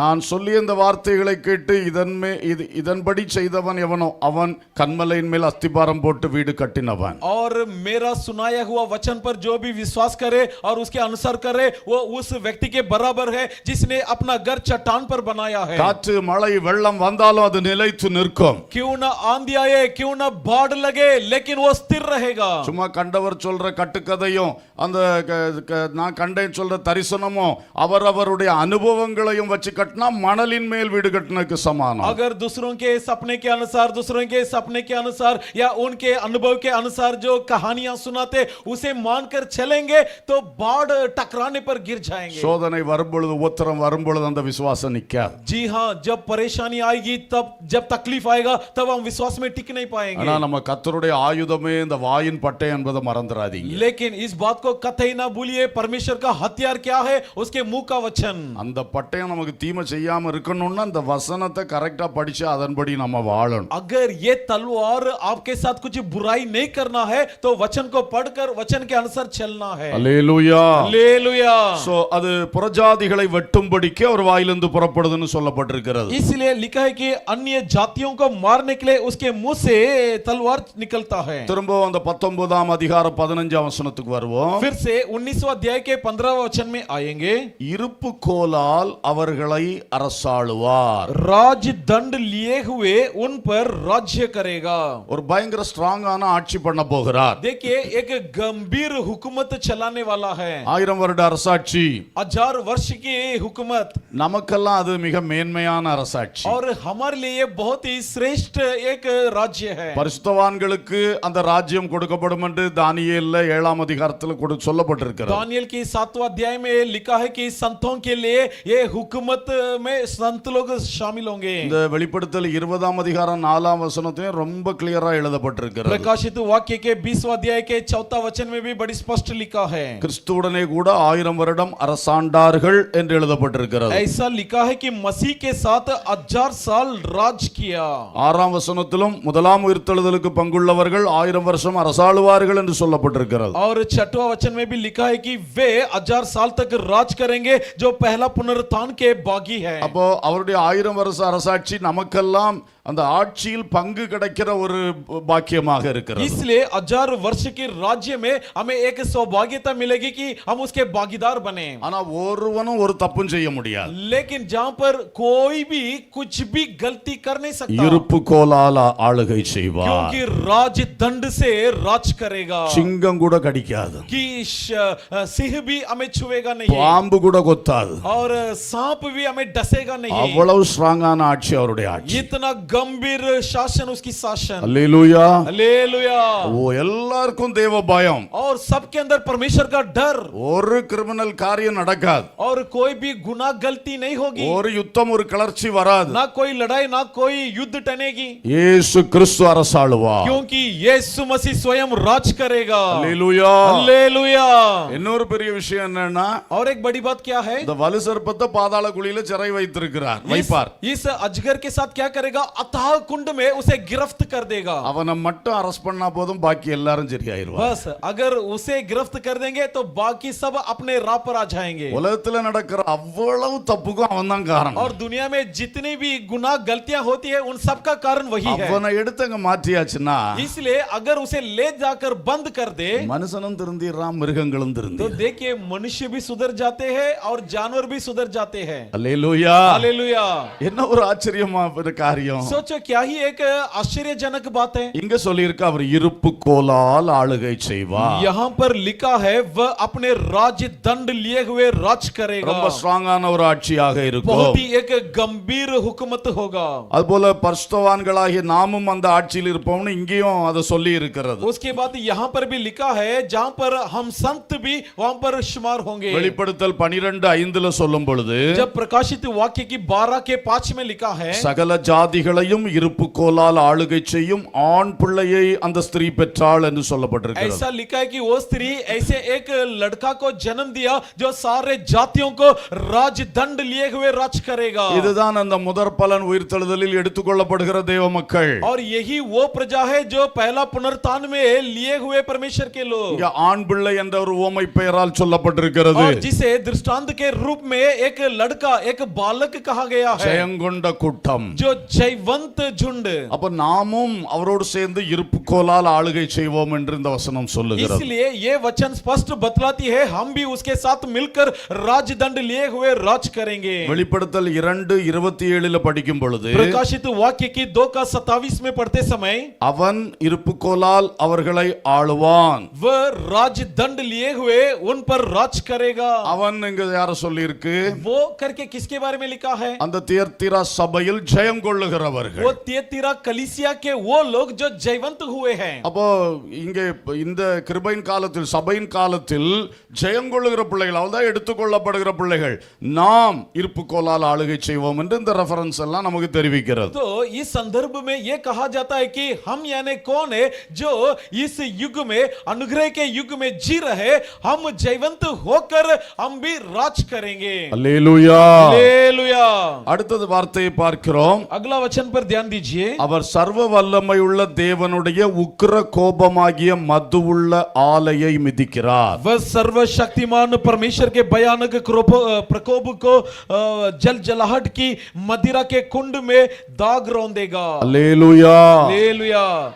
நான் சொன்னேன், நான் ஒருவனாய் ஆலயம் மிதித்தேன் என்று தீர்க்கதரிசன புத்தகத்தில் இருக்கிறது. मैंने कहा भविष्यवाणी की किताब में लिखा है कि मैं अकेला कुंड को रौंद दिया. அது இயேசு சிலுவையில் யுத்தம் செய்து ஜெயம் எடுத்ததை காட்டுகிறது. और ये उस युद्ध को दर्शाता है जिसे यीशु ने क्रूस पर किया. அது என்ன மதுவுள்ள ஆலையை மிதித்தேன்? ये उस कुंड को रौंदा जो दाग वाली कुंड. திராட்சை பழத்தை புளிந்து ஆலையாட்டி ரசம் எடுக்கிறது. यानी दाखफल अंगूर को कूटकर उसमें से रस निकालना, அதாவது ஒரு காரியத்தை செய்து முடிச்சு அதோட ரிசல்ட்டை கண்டெடுப்பது. यानी एक काम को करके उसी में नतीजा प्राप्त करना। சிலுவையில் இயேசு ஒரே நபராக வலுசர்ப்பத்தை எதிர்த்து அந்த மது உள்ள ஆலையை ஒருவராய் மிதித்து ஜெயம் எடுத்தார். जी हाँ, क्रूस पर प्रभु यीशु मसीह एकाएक होकर शैतान पर प्रबल हुआ, यानी उस दाख के खुंड को रौंद दिया। அதே வார்த்தை அவருடைய இரண்டாம் யுத்தமாகிய அர்மகதோன் யுத்தத்துக்கும் சொல்லப்பட்டிருக்கிறது. और यही शब्द जो दूसरा युद्ध, द्वितीय युद्ध नाम के अर्मगेदोन युद्ध के लिए भी कहा गया है சத்துருக்களை மிதிப்பார், कि शत्रुओं को रौंदेगा, அழிப்பார், नष्ट करेगा, தேவ திட்டத்தை அங்கே உறுதியாய் நிறைவேற்றுவார். वहां पर परमेश्वर का योजना को साबित करेगा। ஹல்லேலூயா. हालेलुया। இந்த வரிசையில் கடைசியான வார்த்தையை பார்ப்போம். और इस कतार की आखिरी वाक्य पर ध्यान देंगे। 16ஆம் வசனம். 16वां वचन, ராஜாதி ராஜா கர்த்தாதி கர்த்தா என்னும் நாமம் அவருடைய வஸ்திரத்தின் மேலும் அவருடைய தொடையின் மேலும் எழுதப்பட்டிருந்தது. उसके वस्त्र और उसके जांग पर यह नाम लिखा है कि राजाओं का राजा और प्रभुओं का प्रभु। அல்லேலூயா. हालेलुया। இந்த தரிசனத்தை யோவான் சொல்ல ஆரம்பிக்கும் போது और जब ये दर्शन को यूहन्ना बताने लगा, ஒருவர் வெள்ளை குதிரையின் மேல் ஏறி இருக்க கண்டேன்னு ஆரம்பிச்சார். शुरू कहां से किया? मैंने एक व्यक्ति को देखा जो सफेद घोड़े में बैठे हुए। அப்புறம் அந்த பகுதியை நிறைவு செய்யும் போது उसके बाद उस वाक्य को पूरा करते समय ரொம்ப கிளியரா சொல்றார், அவர் ராஜாதி ராஜா கர்த்தாதி கர்த்தா. यहाँ पर स्पष्ट कह देता है कि वो राजाओं का राजा है और प्रभुओं का प्रभु है। அப்ப இது இயேசு என்பது ரொம்ப கிளியரா சொல்றார். तो यहाँ पर स्पष्ट कर दिया ये कौन है, यही है यीशु। அல்லேலூயா. हालेलुया। இங்கே நான் செய்தியை நிறுத்துகிறேன். यहाँ पर मैं अपना संदेश का समाप्ति करता हूँ। உங்களுக்கு இடையிடையே நான் சொல்லிக் கொண்டு வந்தேன். आपको मैं बीचों बीच कहते आया, இயேசு கிறிஸ்து ஆகாயத்தில் வெளிப்படுவார். यीशु मसीह आकाश में प्रकट होगा। அப்பொழுது கிறிஸ்துக்குள் மரித்தவர்களும் அப்பொழுது உயிரோடு இருக்கிறவர்களும் எடுத்துக்கொள்ளப்படுவோம். तब जो कोई मसीह में मरे हुए और जो जीवित है वे सब उठा लिए जाएंगे। அதுக்கு பேரு முதற் பலன் உயிர்த்தெழுதல். और जिसका नाम है पहलौटा पुनरुत्थान। அடுத்தது 7 ஆண்டுகள் நாம் பரலோகத்தில் இயேசுவோடு பிதாவோடு இருப்போம். और दूसरा 7 वर्ष तक हम यीशु के साथ, पिता के साथ स्वर्ग में रहेंगे।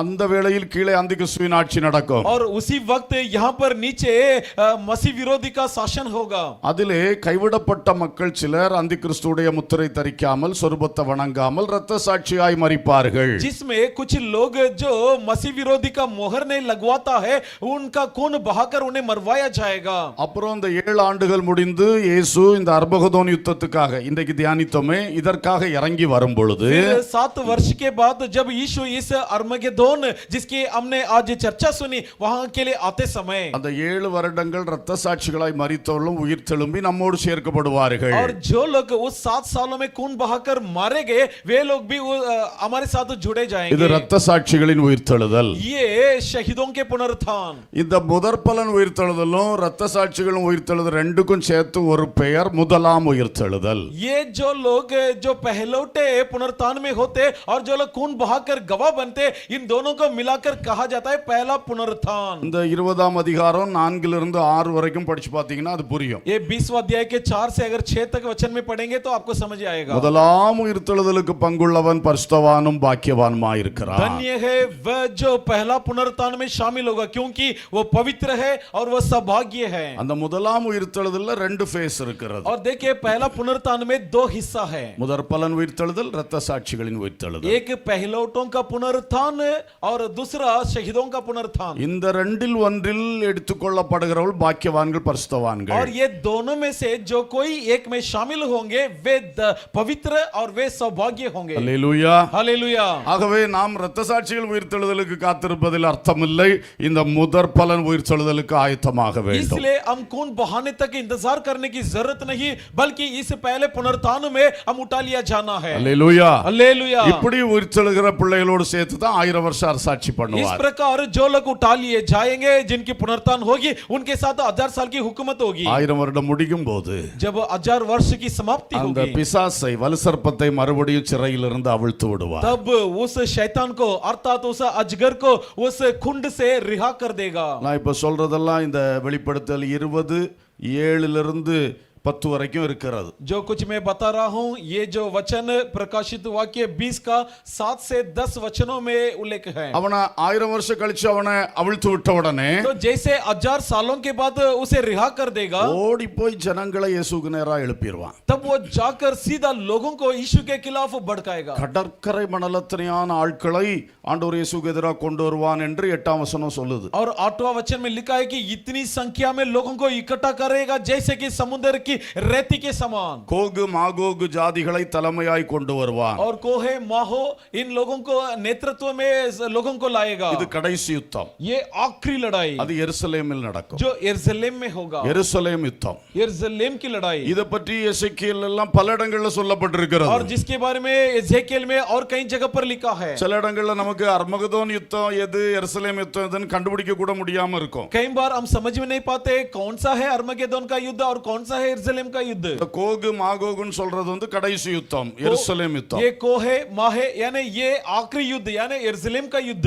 அப்பதான் 9ஆம் வசனத்துல சொல்லி இருக்கிறது, तब 9वां वचन में लिखा है அவங்க அப்படி எருசலேமை சுத்தி வளைந்து கொள்ளுவார்கள். वे यरूशलेम के चारों तरफ घेर लेंगे। எருசலேம்னு பெயர் சொல்லல, பிரியமான நகரம்னு சொல்லி இருக்கு. यहाँ पर यरूशलेम का नाम नहीं लिया गया बल्कि नाम दिया गया कि प्रिय शहर। அங்கே இயேசு இருப்பார். वहां पर यीशु होंगे பரிசுத்தவானுடைய பாளையம் அங்கே இருக்கும். और संतों की छावनी होगी அதான் நாம் குடியிருப்பது. और वही है हमारी रिहायशी स्थल। எல்லாரையும் சேர்த்து அந்த கூட்டத்தார் வந்து முற்றுகை और போடுவார்கள். हम सबको ये झुंड आकर घेराबंदी बनाएंगे। 9ஆம் वचனம் கடைசியில சொல்லி இருக்கிறது, 9वां वचन के आखिरी भाग में लिखा है, தேவனால் வானத்திலிருந்து அக்கினி இறங்கி அவர்களை பட்சித்து तब போட்டது. परमेश्वर से आसमान से आग उतर कर उन्हें भस्म कर देगा। அல்லேலூயா. हालेलुया। வானத்திலிருந்து அக்கினி இறங்கி அந்த கூட்டத்தை அழித்து போடும். आसमान से आग उतर कर उन्हें झोंक देगा। அடுத்து 10ஆம் வசனம், अगला 10वां वचन, அப்புறம் இந்த பிசாசானவனை ஏற்கனவே 1000 வருஷத்துக்கு முன்னாடி அந்த அந்திகிறிஸ்துவையும் கள்ளத்தீர்க்கதரிசியும் அக்கினி கந்தகிற கடல்ல தள்ளி இருக்குதே, அதே கடல்ல இந்த பிசாசையும் தள்ளுவார். और उसके बाद पहले से जिस मसीह विरोधी को, जिस झूठी भविष्यवक्ता को झुंड में कुंड में डाला हुआ था, उन्हें दोबारा अधोलोक में डाल देगा। அவர்கள் இரவும் பகலும் சதாகாலங்களும் பாதிக்கப்படுவார்கள். वे रात दिन युगा युग वे दर्द सहनेंगे। அதன் பின்பு ஒரு வெள்ளை சிங்காசனம் போட்டு இயேசு நியாயாதிபதியாய் உட்காருவார். उसके बाद एक सफेद सिंहासन में प्रभु यीशु मसीह न्याय के रूप आकर அப்பொழுது बैठेगा। ஆதாம் முதல் கடைசி வரைக்கும் வாழ்ந்த அத்தனை மனிதர்களை உயிரோடு எழுப்பி கொண்டு வருவார். तब आदम से लेकर आखिर तक जितने भी मनुष्य आए उन सबको जिला कर लाएगा அவர் அவர்களை நீதியாய் நியாயம் और தீர்ப்பார். हर एक के साथ धर्म के साथ न्याय பாவிகள் चुकाएगा எல்லாம் அக்கினி கடலுக்கு और போவார்கள். सारे पापी आग के झुंड में शामिल होंगे। நமக்கு அங்கே நியாய தீர்ப்பு கிடையாது. लेकिन हमें वहां पर कोई न्याय नहीं होगा நம்ம அதுக்கு 1007 வருஷத்துக்கு முன்னாடி இயேசுவோட சேர்ந்தாச்சு. क्योंकि उसके पहले 1007 वर्षों के पहले यीशु के साथ हम मिल चुके हैं எப்பொழுதும் கர்த்தருடனே கூட இருப்போம். कि हर दम परमेश्वर के संग रहेंगे। அப்புறம் இந்த பழைய வானம் பழைய பூமி எல்லாம் மாற்றி புதிய வானம் புதிய பூமி. उसके बाद पुराने आसमान पुराने धरती को हटाकर नया आसमान और नया धरती நமக்காக ஆயத்தம் பண்ணப்பட்டு கொண்டிருக்கிற பரம எருசலேம் என்ற பட்டணம் இறங்கி வரும். और हमारे लिए तैयार की जाने वाली परम यरूशलेम तब वहां से उतर कर அந்த आएगा பட்டணத்திலே குடியேற்றுவிக்கப்பட்டு நித்தியமாய் கர்த்தரோடு இருப்போம். और उस शहर में हमारी स्थापना की जाएगी जहां पर हम युगायुग रहेंगे। இதுதான் பைபிள் சொல்லுகிற அழகான சத்தியம். यही है वो खूबसूरत सच्चाई जिसे बाइबल बतलाती है। சோ இயேசு கிறிஸ்து அவர் பன்முடி சூடினவராக ராஜாதி ராஜாவாக வெள்ளை குதிரையின் மேல் ஏறி வருகிற சம்பவத்தை நாம் தியானித்தோம். इसलिए हमने यीशु मसीह को बहुत से राजमुकुट पहने हुए और सवार होते हुए हमने देखा।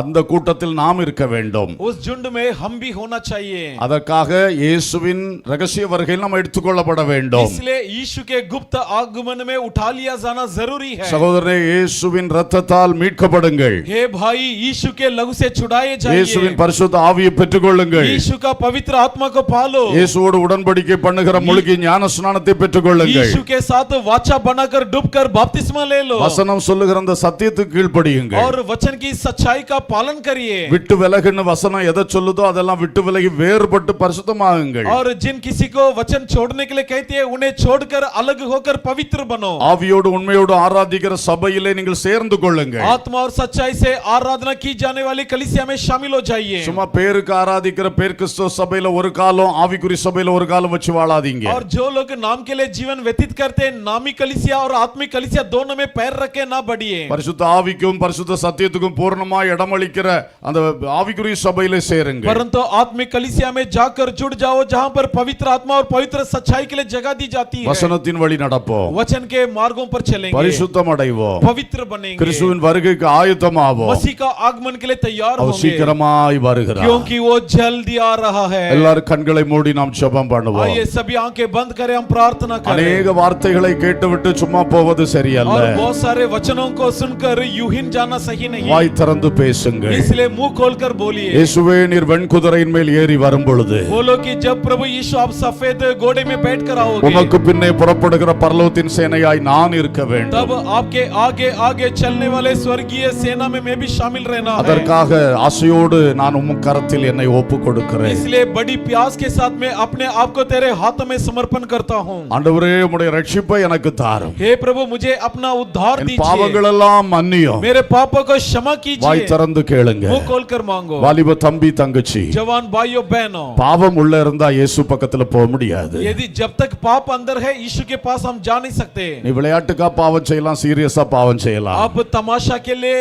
पाप कर सकते हैं या गंभीर रूप से पाप कर सकते हैं, பாவம் பாவம் தான். लेकिन पाप यानी पापी है। பாவம் பயங்கரமானது. पाप भयावह है, அது உன்னை அக்கினி கடலுக்கு கொண்டு वो போய்விடும். तुझे आग के कुंड में ले चलेगा। இயேசுவை நோக்கி கூப்பிடு. यीशु के ओर पुकार, இயேசுவே என் பாவங்களை மன்னியும். कहो कि यीशु मेरे पापों को क्षमा कीजिए। ஓ நீர் எழுதப்பட்ட நியாய தீர்ப்பு சீக்கிரம் हे வரப்போகிறது. प्रभु लिखा हुआ दंड जल्द से जल्द आने वाला है। இன்றைக்கே என் ஆத்துமாவை சுத்திகரியும். आज के आज मेरे प्राण को शुद्ध करिए। எல்லாரும் ஆண்டவர் நோக்கி கூப்பிடுங்க. आइए सबके सब परमेश्वर को बुलाइए। ஹalleluya. हालेलुया। இதுவரைக்கும் யார் ஞானஸ்நானம் எடுக்கவில்லை. अब तक जो कोई बपतिस्मा नहीं लिया, இயேசுவோடு கைப்பிடிச்சு நீங்க உடன்படிக்கையே பண்ணலையே.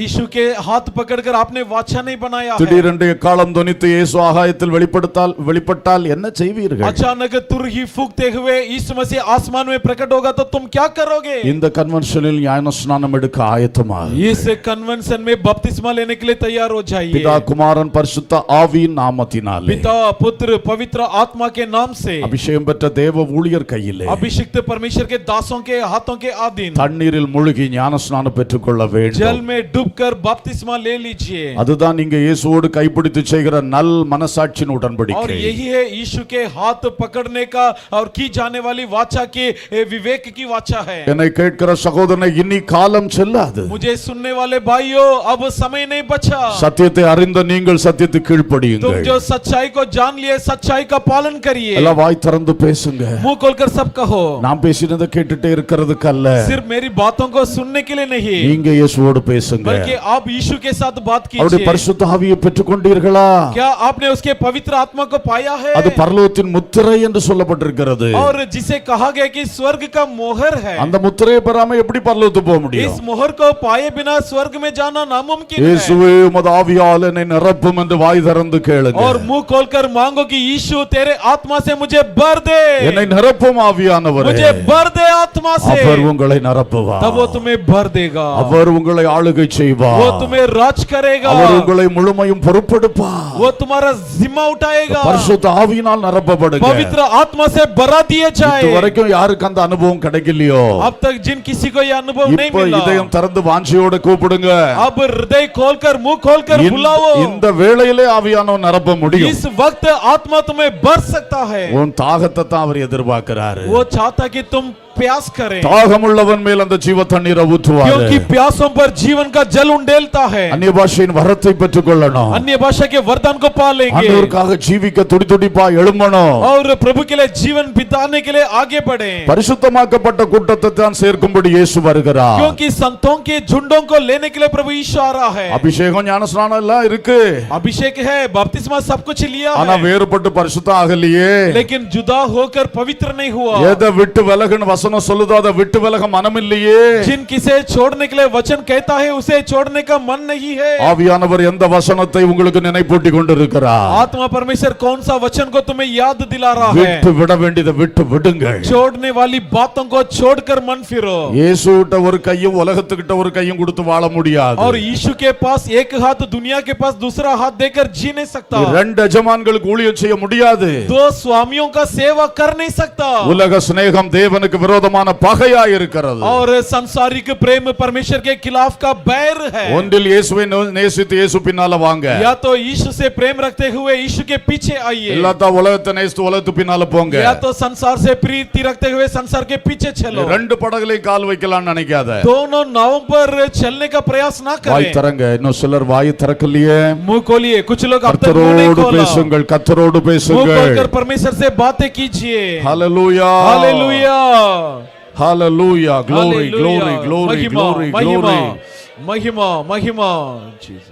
ராஜாதிராஜன் மகிமையோடே வானமேகத்தில் எழுந்தள்ளாராய். ராஜாதிராஜன் மகிமையோடே வானமேகத்தில் எழுந்தள்ளாராய். காந்தனுமாயி வாசம் செய்யுன்ன காலம் சமீபம் ஆகி பிரியரே. காந்தனுமாயி வாசம் செய்யுன்ன காலம் சமீபம் ஆகி பிரியரே. காலம் சமீபம் ஆகி பிரியரே. ராஜாதிராஜன் மகிமையோடு வானமேகத்தில் எழுந்தள்ளாராய். ராஜாதிராஜன் மகிமையோடு வானமேகத்தில் எழுந்தள்ளாராய். யுகா யுகமாய் பிரியங்குடே நாம் வாழும் சுதினம் ஆசன்னமாயி. யுகா யுகமாய் பிரியங்குடே நாம் வாழும் சுதினம் ஆசன்னமாயி. வாழும் சுதினம் ஆசன்னமாயி. ராஜாதிராஜன் மகிமையோடு வானமேகத்தில் எழுந்தள்ளாராய். ராஜாதிராஜன் மகிமையோடு வானமேகத்தில் எழுந்தள்ளாராய். ராஜாதிராஜன் ஆமென். இயேசுவோடு வாசம் செய்ய போகும் காலம் சமீபமாகிவிட்டது. யுகா யுகமாய் பிரியனோடு கூட நாம் வாழுகிற அந்த நாள் நெருங்கி வர வந்து கொண்டிருக்கிறது. ஓ ராஜாதிராஜன் மகிமையோடு. பரிசுத்த ஆவியானவரே, ஒரு விஷயம் நம்முடைய பிள்ளைகளுக்குள் இறங்கி ஊழியம் செய்யும். அவருடைய உள்ளத்தில் இருக்கிற உலக ஆசைகளை வெளியே தள்ளி ஆமென் இயேசு மேல பாசத்தை உருவாக்கும், பரலோக வாஞ்சையை உருவாக்கும். பாடிக்கொண்டிருக்கும் பொழுது, ஜெபித்துக் கொண்டிருக்கும் பொழுது பரிசுத்த ஆவியானவரே पवित्र आत्मा ஊழியத்தை செய்வீராக. इन्हें भर दे। பரிசுத்த ஆவியானவரே पवित्र आत्मा உள்ளங்களில் உமது ஊழியத்தை செய்வீராக. इनके दिलों को राज करिए। எல்லா கட்டுகள் உடையட்டும். सारे बंधन टूट உலக जाए। சிநேக கட்டுகள் உடைந்து संसार போகட்டும். के स्नेह का बंधन टूट जाए। பாவத்தை நேசிக்கிற தன்மைகள் மாறி पाप से போகட்டும். प्यार करने का स्वभाव दूर हो जाए। பாவ கட்டுகளை உடைப்பீராக. आपके बंधनों को तोड़िए। உடைய வல்லமை இறங்குவதாக. आपके सामर्थ्य उतरने दीजिए। உலக ஆசை இச்சைகள் எல்லாம் உள்ளங்களை விட்டு संसार की लालच, வெளியேற்றப்படட்டும். अभिलाषा इनसे से दूर हो Jesus, जाए। Jesus, यीशु, hallelujah, यीशु, यीशु, hallelujah. hallelujah। நல்ல வாய் திறந்து கூப்பிடுங்க. सब ताली बजाकर मुंह खोलकर मांगिए। ஆவியை பெற்றவள் ஆவியில நிரம்பி துதியுங்க. आत्मा में पाए हुए आत्मा में भरकर प्रार्थना कीजिए। ஆவியானவர் நமக்குள் ஊழியம் செய்கிற நேரம். आत्मा परमेश्वर हमें सेवा करने का वक्त அவர் है। வல்லமை உள்ளவர். वो सामर्थ्य है। உன் உள்ளத்தின் ஆழத்தை பார்க்கிறார். आपके दिल की गहराई को देखता உன் है। வாஞ்சையின்படி உனக்குள் கிரியை செய்கிறார். आपके चाहत के अनुसार आपके दिल में वास करता है। Jesus, ribala hathuna यीशु, makara यीशु, shaduna. यीशु, यीशु, Ribala यीशु। bala bakabala duna यीशु, hasina. यीशु, यीशु, Ribili bili यीशु, shala यीशु। bala bala bakabara bodana shanduna. Shanduna, Rikatala ribala shabura duna shila. பிசாசின் தந்திரங்கள் அழிந்து போவதாக. शैतान की चालाकी मिट रहा है। எங்கள் பிள்ளைகளை வஞ்சிக்கிற ஆவிகள் புறப்பட்டு ஓடுவதாக. लोगों को भरमाने वाले आत्मा दूर हो जाए। வசனத்தின் மேல் ஆசை வரட்டும். वचन पर चाहत आवे। ஜெபிக்கிற வாஞ்சை வரட்டும். प्रार्थना करने का प्यास आवे। இயேசு இயேசு இயேசு என்ற துடிதுடிப்பு வரட்டும். यीशु यीशु यीशु बोलकर धड़कन आवे। இயேசுவே கிருபை செய்யுங்க. यीशु अनुग्रह कीजिए। இயேசுவே வல்லமை அனுப்புங்க. यीशु सामर्थ्य भेजिए। ஆவியானவர் உள்ளத்துக்குள் ஊழியம் செய்யுங்க. आत्मा परमेश्वर इनके लिए सेवा करिए। எல்லாரும் இந்த பரம தரிசனத்தை உடையவர்களாக सबके अंदर एक परम दर्शन उत्पन्न हो। இயேசுவை சந்திக்க ஆயத்தமாகட்டும். यीशु से मिलने के लिए तैयार हो இதோ जाए। சீக்கிரமாய் வருகிறேன் कहता कि मैं जल्दी आ रहा என்று हूँ। சொன்னவர் உண்மை உள்ளவர். जिसने कहा वो विश्वास योग्य है। வருகைக்கு குறித்த சிந்தை எல்லாருக்கும் தாரும். आगमन के प्रति सबके सबको प्रदान हालेलुया। कीजिए। हालेलुया ஹalleluya हालेलुया ஹalleluya हालेलुया ஹalleluya. हालेलुया। நல்ல கரங்களை தட்டி கர்த்தரை ஸ்தோத்திரம் सब பண்ணுவோம். ताली बजाकर परमेश्वर को स्तुति धन्यवाद करेंगे। स्तोत्रम स्तोत्रम स्तोत्रम स्तोत्रम स्तोत्रम स्तोत्रम स्तोत्रम स्तोत्रम स्तोत्रम स्तोत्रम स्तोत्रम स्तोत्रम स्तोत्रम स्तोत्रम स्तोत्रम स्तोत्रम शतला रियंदरा उडरा खंतुना रियंदरा बलबरबा शबलबरबलबा रिखंतुना रिबलबा शंद्रियंदरा glory glory glory glory glory glory glory எல்லாரும் கர்த்தரை ஸ்தோத்திரிப்போம். ஸ்தோத்திரம் ஸ்தோத்திரம் ஸ்தோத்திரம் ஸ்தோத்திரம் ஸ்தோத்திரம். இரண்டாம் நாள் மாலை கூட்டத்தை கர்த்தர் ஆசீர்வதித்து தந்ததற்காக ஸ்தோத்திரம் பண்ணுவோம். ஸ்தோத்திரம் ஸ்தோத்திரம் ஸ்தோத்திரம் ஸ்தோத்திரம் ஸ்தோத்திரம். கர்த்தர் நம்மோடு பேசின நல்ல வார்த்தைகளுக்காக ஸ்தோத்திரம் பண்ணுவோம். ஸ்தோத்திரம் ஸ்தோத்திரம் ஸ்தோத்திரம் ஸ்தோத்திரம். இதுக்காக ஒப்புடுத்து வாழ கர்த்தர் கிருபை தரும்படியாக ஸ்தோத்திரம் பண்ணுவோம். ஸ்தோத்திரம் ஸ்தோத்திரம் ஸ்தோத்திரம். நம்முடைய தலைமை போதலை கர்த்தர் பலப்படுத்தும்படியாக ஸ்தோத்திரம் பண்ணுவோம். ஸ்தோத்திரம் ஸ்தோத்திரம் ஸ்தோத்திரம். நாளை கூட்டங்கள் எல்லாம் கர்த்தர் ஆசீர்வதிக்கும்படியாக ஸ்தோத்திரம் பண்ணுவோம். ஸ்தோத்திரம் ஸ்தோத்திரம் ஸ்தோத்திரம். எல்லா துதி கன மகிமை ராஜாதி ராஜாவாகிய இயேசுவுக்கு செலுத்தி ஸ்தோத்திரம் பண்ணுவோம். ஸ்தோத்திரம் ஸ்தோத்திரம் ஸ்தோத்திரம் ஸ்தோத்திரம். ஹல்லேலூயா ஹல்லேலூயா. அப்படியே ஜெப நிலையில இருக்கிற நேரத்துல நம்முடைய மத்தியில் வந்து இருக்கிற கிருபாசனம் பாஸ்டர் கிருபாகரன் ஐயா வந்து ஜெபம் பண்ணி நமக்கு ஆசீர்வாதம் போடுவாங்க. अब इसी प्रार्थना के विचार में रहते समय कृपासनम के पास्टर पास्टर कृपाकरण आकर प्रार्थना करेंगे।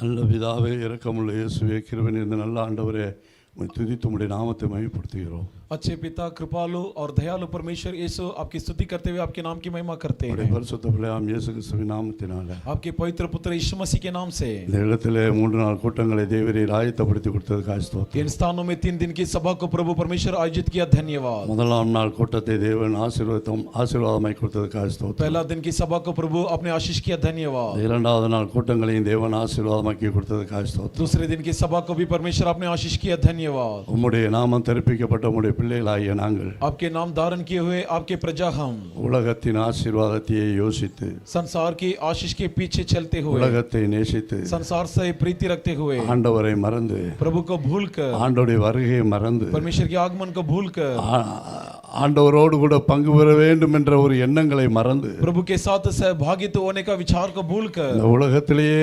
ஓடிக்கொண்டிருக்கிறதான எங்கள் ஒவ்வொருவரோடும் इस दुनिया के पीछे चलने वाले हम प्रत्येक जन को தேவரீர் உம்முடைய தாசரை அனுப்பி கொடுத்து ये परमेश्वर अपने दास को भेजकर ஆண்டவருடைய வருகையில எடுத்துக்கொள்ளப்படும்படியா परमेश्वर के आगमन में उठा लिए जाने சத்தியத்தை அறிந்து கொள்ள வேண்டிய பிரகாரம் அறிந்து கொள்ளத்தக்கதாக और सत्य को जानने के अनुसार जानने के लिए எங்களுடைய இருதயங்களை அறிந்திருக்கிற தேவன் हमारे हृदय को जांचने वाला परमेश्वर நம்முடைய தாசன் மூலம் எங்களோடு நீர் பேசின வார்த்தைகளுக்காக ஸ்தோத்திரம் आपके ஐயா. दास के द्वारा हमसे बातें की, आपके वचन के लिए धन्यवाद। வார்த்தை என்கிற நாமத்தை உடையவரே உமக்கு ஸ்தோத்திரம். हे परमेश्वर जिसका नाम वचन है, तेरी स्तुति हो। நீர் வார்த்தையா இருக்கிறதுக்காக ஸ்தோத்திரம். आप वचन है इसलिए धन्यवाद। ஆண்டவரே உம்முடைய வார்த்தைகளை கொண்டு எங்களோடு பேசினதுக்காக हे ஸ்தோத்திரம். प्रभु आपके वचन के द्वारा हमसे बातें किया, धन्यवाद। எங்கள் ஆண்டவருடைய வருகையிலே முதலாம் உயிர்த்தெழுதலில் நாங்கள் ஒவ்வொருவரும் பங்கு பெறத்தக்கதாக हमारे परमेश्वर के आगमन के पहला पुनरुत्थान में हम सब भागी होने எங்கள் ஆண்டவர் எங்கள் ஒவ்வொருவருக்கும் கிருபை செய்ய முடியாது நாங்கள் ஜெபிக்கிறோம் ये ஐயா. परमेश्वर हम प्रत्येक जन को आप अनुग्रह करने के लिए हम प्रार्थना करते இந்த हैं। கொடிய கடைசி காலத்துல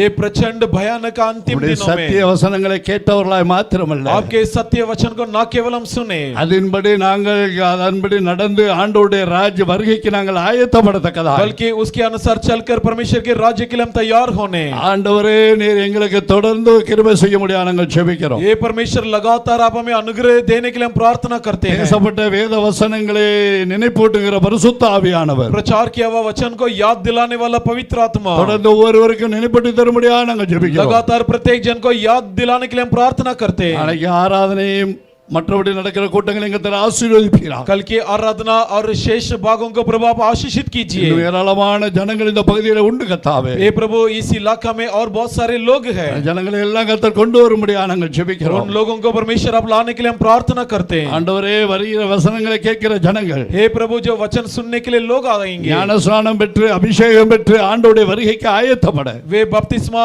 प्राप्त लेकर अभिषेक प्राप्त कर प्रभु के आगमन के लिए तैयार होने, உலக ஆசைகளை வெறுத்து தேவனை நேசித்து தேவனுக்காய் வாழத்தக்கதாய் संसार की लालच को भूल कर परमेश्वर का संतान बनकर परमेश्वर के लिए जीने के लिए எங்கள் ஆண்டவராகிய தேவன் கிருபை செய்ய முடியாது நாங்கள் ஜெபிக்கிறோம். हमारा प्रभु परमेश्वर अब अनुग्रह देने के लिए प्रार्थना करते हैं। இந்த இந்த ஊழியத்துக்காய் ஸ்தோத்திரம். इस सेवकाई के लिए धन्यवाद। ஊழியத்தை கர்த்தர் ஆசீர்வதிப்பீராக. सेवकाई को प्रभु आशीष कीजिए। ஊழியக்காரர்களை கர்த்தர் ஆசீர்வதிப்பீராக. सेवकों को प्रभु आशीष कीजिए। இடத்துல வருகிற உம்முடைய ஜனங்களை கர்த்தர் इस ஆசீர்வதிப்பீராக. स्थानों में आने वाले अपनी प्रजा को आशीष कीजिए। உம்முடைய வார்த்தைகளை வந்து பேசின கர்த்தருடைய தாசருக்காய் குடும்பத்தாருக்காய் ஊழியங்களுக்காய் ஸ்தோத்திரம். हे प्रभु आपके वचन का प्रचार करने वाले परमेश्वर के दास उनके परिवार सेवकाई के लिए हम धन्यवाद करते हैं। ஆண்டவரே இப்படி ஆழமான சத்தியங்களை ஆண்டவருடைய வருகையின் வார்த்தைகளை கேட்க ஆண்டவர் உம்முடைய தாசனை பயன்படுத்தி கொண்டிருக்கிறதுக்காக ஸ்தோத்திரம். हे प्रभु इस प्रकार की गहरी सच्चाई और आपके आगमन के प्रति संदेश सुनाने के लिए अपने दास को इस्तेमाल किया, इसलिए धन्यवाद। ஆண்டவர்களுக்கு நல்ல அதிகமான கிருபைகளையும் வல்லமைகளையும் வரங்களையும் அபிஷேகத்தை நிறைவையும் கர்த்தர் தரும்படி நாங்கள் हे ஜெபிக்கிறோம். परमेश्वर इन्हें बहुताई से अनुग्रह वरदान और सामर्थ्य देकर भरने के लिए हम प्रार्थना करते हैं। துதிக்கான மகிமை எல்லாம் உமக்கே செலுத்துகிறோம். स्तुति आदर महिमा सब आपको देते हैं। இயேசுவின் நாமத்தில் ஜெபம் கேளும் ஜீவனுள்ள நல்ல பிதாவே. यीशु के नाम से प्रार्थना सुनिए हमारे जीवित अच्छे पिता। ஆமென். आमीन। என் ஆத்துமாவே கர்த்தரை ஸ்தோத்திரி, முழு உள்ளமையோடு பரிசுத்த நாமத்தை ஸ்தோத்திரி. என் ஆத்துமாவே கர்த்தரை ஸ்தோத்திரி, கர்த்தர் செய்த சகல உபகாரங்களையும் மறவாதே. ஆமென். நம்முடைய கர்த்தராகிய இயேசுவுடைய கிருபையும் हमारा यहोवा यीशु मसीह का अनुग्रह, பிதாவாகிய தேவனுடைய அன்பும் पिता परमेश्वर का प्रेम, பரிசுத்த ஆவியானவருடைய அந்யோன்ய ஐக்கிய சிநேகமும் पवित्र आत्मा जी का सहभागिता और संगति நம் அனைவரோடும் சகல பரிசுத்தவான்களோடும் கூட हम सभी के साथ और सारे संतों के साथ என்றும் என்றும் சதாகாலமும் கர்த்தருடைய வருகையின் பெரிய நாள் இருப்பதாக. आज हमेशा युगा युग और परमेश्वर के आगमन तक सदा बने रहे। ஆமென். आमीन। அல்லேலூயா. அல்லேலூயா. அல்லேலூயா. அல்லேலூயா. அல்லேலூயா. அல்லேலூயா. அல்லேலூயா. हालेलुया।